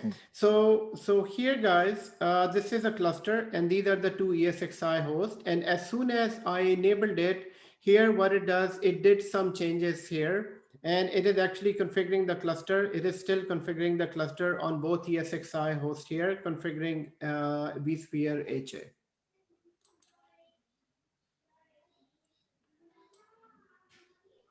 Sir, can I ask a very quick question, sir? Yes, please go ahead. Very small confusion, sir. My understanding was like if an ESXi server crashes, because all the VMs, it is hosted on the ESXi server. If a server crashes, sir, so isn't it that all the VMs are going to crash along with it? This is my basic confusion, sir. Okay, one more time, can you repeat your question? So if what? Let's suppose we have got a physical server, it crashes, so everything like software, operating system, it goes down with the server. And please come close to the mic. Sorry. Okay, so just give me a second. Right. Can you hear me now? Yes, I can hear you. My understanding was maybe it's a fault understanding that if a server crashes, everything installed or stored in the server goes down. Similarly, ESXi server, it is installed on a bare metal. Right. So all the VMs, isn't it going to go along with the ESXi server when it crashes down? Yes, for sure. Just like a plane goes down, everything goes down with the plane. Then how come HA sir is going to automatically create another bunch of VMs on another? Yes. This is my Yes. So the answer to this is why they this is why they invented the HA technology. In HA technology, what they did, so once we enable HA, what it does, it will create a list of all the VMs on all ESXi hosts. So this ESXi host, if I go to this ESXi host, I can go to the VMs here, and here I can see that on this ESXi host there are only 2 VMs. But if I go to my ESXi host number 1, I can see that there are now sitting, let's say how many VMs are there. There are all these VMs are 9 VMs are sitting on this one. So there are 9 VMs on this. So this all information is stored now in HA. So before HA was not enabled, now HA is enabled. So HA has all this information. So in order to protect that from crashed, yes, you are right. If HA is not there, if this ESXi host completely goes down, then these both VMs are crashed as well. But yes, they are in reality, they are crashed. If you enable HA, then both of these VMs will be recreated on this ESXi host. So they'll be recreated, Faz. They are not copied, they're not moved. On the other ESXi host, they'll be recreated based on the information that HA already has when you enabled it. Does that make sense? Thank you, sir. Okay. Okay. Guys, what we'll do is, I think today there is a lot of information. You also need to do the Vmotion. You also need to do DRS. So we'll continue with HA and FT in the next lecture. I can feel that it is a lot of information. What do you think? Yes, I agree with you. Yes, sir. Okay. But I wanted to ask you a strategic question. Yes. It's out of the topic, because information right now, we know the knowledge about Active Directory, DNS, like admin role. And right now we have information regarding the VMware, and next one for the cloud, and also Office 365. I just confusing, how can I present myself if I gonna put bunch of those information, apply for the job, or I have to create, for example, 4 or 5 resume. If VMware job came to me, I send the VMware. If the Active Directory came to me, just send Active Directory. Close separate resume for cloud, separate resume, and also for Office 365. Is that possible? Generally, just just guide us. Let us know what we're gonna do. Yes. So first of all, if everyone understands the question, I think question was very clear that we have different job requirements for different roles and different everything. So guys, what happens is that we create one generic resume first. So one resume will always be there. And then based on the job requirement, we keep on changing our resume. So for every job, we create different resumes. So if I can show you my resumes here, these are all different resumes for different jobs that I did. So here I created a resume for Saudi, for Riyadh job, for Qatar job, for IBM job, for Rogers HCL. This is a huge big company. This is another company in Canada. And this is the hospital contract. And then in 2019, I had all these different resumes. Other than that, in 2020, I have all these different resumes. Now, Australian market, Canada. Now, these are not all different resume. This is just a small little variation. Now, this is what we need to do. I will prepare you in the job prep session that whenever we get a JD, which is a job description, based on the job description, we need to tweak our resume a little bit. So let's say before my main resume is focusing more on cloud, but the job, the contract is more focusing on VMware, then I will basically tweak it a little bit. My main summary will include VMware more and cloud in my experience. So it will be little tweaking, but you should know which resume you send to which organization. So for example, I sent a resume to Insight. This is a company. I have a folder, and in that folder, I have a resume only for that, so that I know that when on the interview, I need to know that which resume I sent to them. Does that reply your answer? But Adnan, you know, just because as you know, when you know the cloud, for example, right now Office 365 is in the market, the payment is really high. And, you know, just I was confusing because when you're going to go for sure right now for admin role, the payment is really low. Just, you know, I'm wondering to know what we're going to do for focusing, you know, what we have to do, for example, for that kind of situation. Because if we're going to send multiple resume for different jobs. No. Okay, it doesn't work like that. Look. Yeah. The thing is, first of all, we need to decide what is our main focus. So let's say my main focus is only cloud at the moment. I'm not looking at VMware jobs. I'm looking only on the cloud and DevOps and Office 365. So I will create one profile and one main resume focusing on cloud, Azure, AWS, and Office 365. My LinkedIn profile will be based on that, and everything will be based on that. But every now and then, recruiters will contact you for different type of jobs. For them, I will tweak my resume and send them what they need. But my main resume, so after completing this training, once you have all the certification, once you feel confident enough, then we will create one main resume of cloud focused. So if you're asking me that should your resume will be focusing main resume will always be cloud focused resume. Right now in the market, I have to focus on the cloud. Yes. Not VMware. Yes, but before that, we need to be 100% prepared for this, sure. Right? Okay. Right. So main resume is that, and then later on we will be just making few changes and then sending it to the. Most of the time, the recruiter will ask you to do that. The recruiter will tell you, make these changes in your resume and send it to me, because they want it to be presented to the client based on what the client focuses. Okay, good. Sir, I have a question. Yes, please go ahead. When you say cloud, the cloud industry itself is big, right? So if I see myself, if I apply for any cloud job, so what kind of cloud job should I apply for?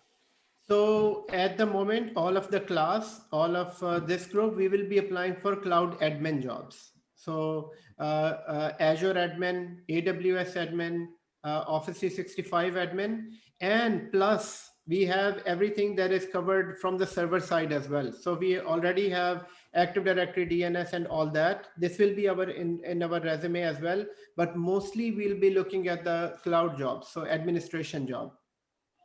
Okay, thanks. Sorry, Adnan, but we have to keep the VMware certification and SCCM Citrix certification on the job applying for the cloud, or we have to remove it? No, we must have them. So more it's good to have more certification. If you have a certification and you can prove it, it should be on your resume. But you know, they don't mention, you know everything, which one you have a deep or kind of like that, and they don't confusing, because as you know, the technology is, wide, and you mentioned, SCCM totally different from VMware and Citrix, and they say, oh, how you get there, and you work on that. Yes. So yes, since you have certification, Human, and everyone, this is for everyone as well. If you have a certification, it should be in your resume, number one. Number two is, before going for the interview, review all the summary notes of that certification. Don't go without preparing. So, but if you cannot prepare for the summary notes, then don't mention that certification. Okay. Okay, done, right? Yes, please go ahead. One question: what is the relation of using this VCP over Azure? Yes, so VCP over Azure is number one. Relationship is very close. That The cloud is all based on either virtualization of ESXi or it is based on Hyper-V. So both any two of the, so there are very less virtualization that or the clouds that are based on Zen servers. A Zen server is another application for a hypervisor. But the relationship is that yes, in the back end of the cloud, these are the two virtual technologies. But once you are a cloud admin, we don't manage the infrastructure. So normally we don't manage the infrastructure. It will be managed by the vendor. But there are some mid-size organizations. They still have their physical data centers with VMware. So they need people with system admin and VMware admin and a cloud experience too. Okay, got it. Okay, guys, I have to run from here because today is a Friday prayer, so I have to run now. What we'll do in the next lecture, we'll continue from here. Thank you so much. Okay, Okay, sir. Thank you, sir. guys, please work together. Please make sure before the next lecture, the lab is complete. Okay. Inshallah, sir. Thank you. Thank you so much. Thank you. Thank you very much, sir. Take care. Take care, sir. Okay, inshallah. Thank you. Allah Hafiz. Sir बात सुने कल class होगी sir 360 की. Oh yes, so I will share with you the 360 cloud link too today. Okay, thank you sir. Okay, दुआ में याद रखिएगा, दुआ की जरूरत है. Inshallah. Okay, thank you. Allah Hafiz.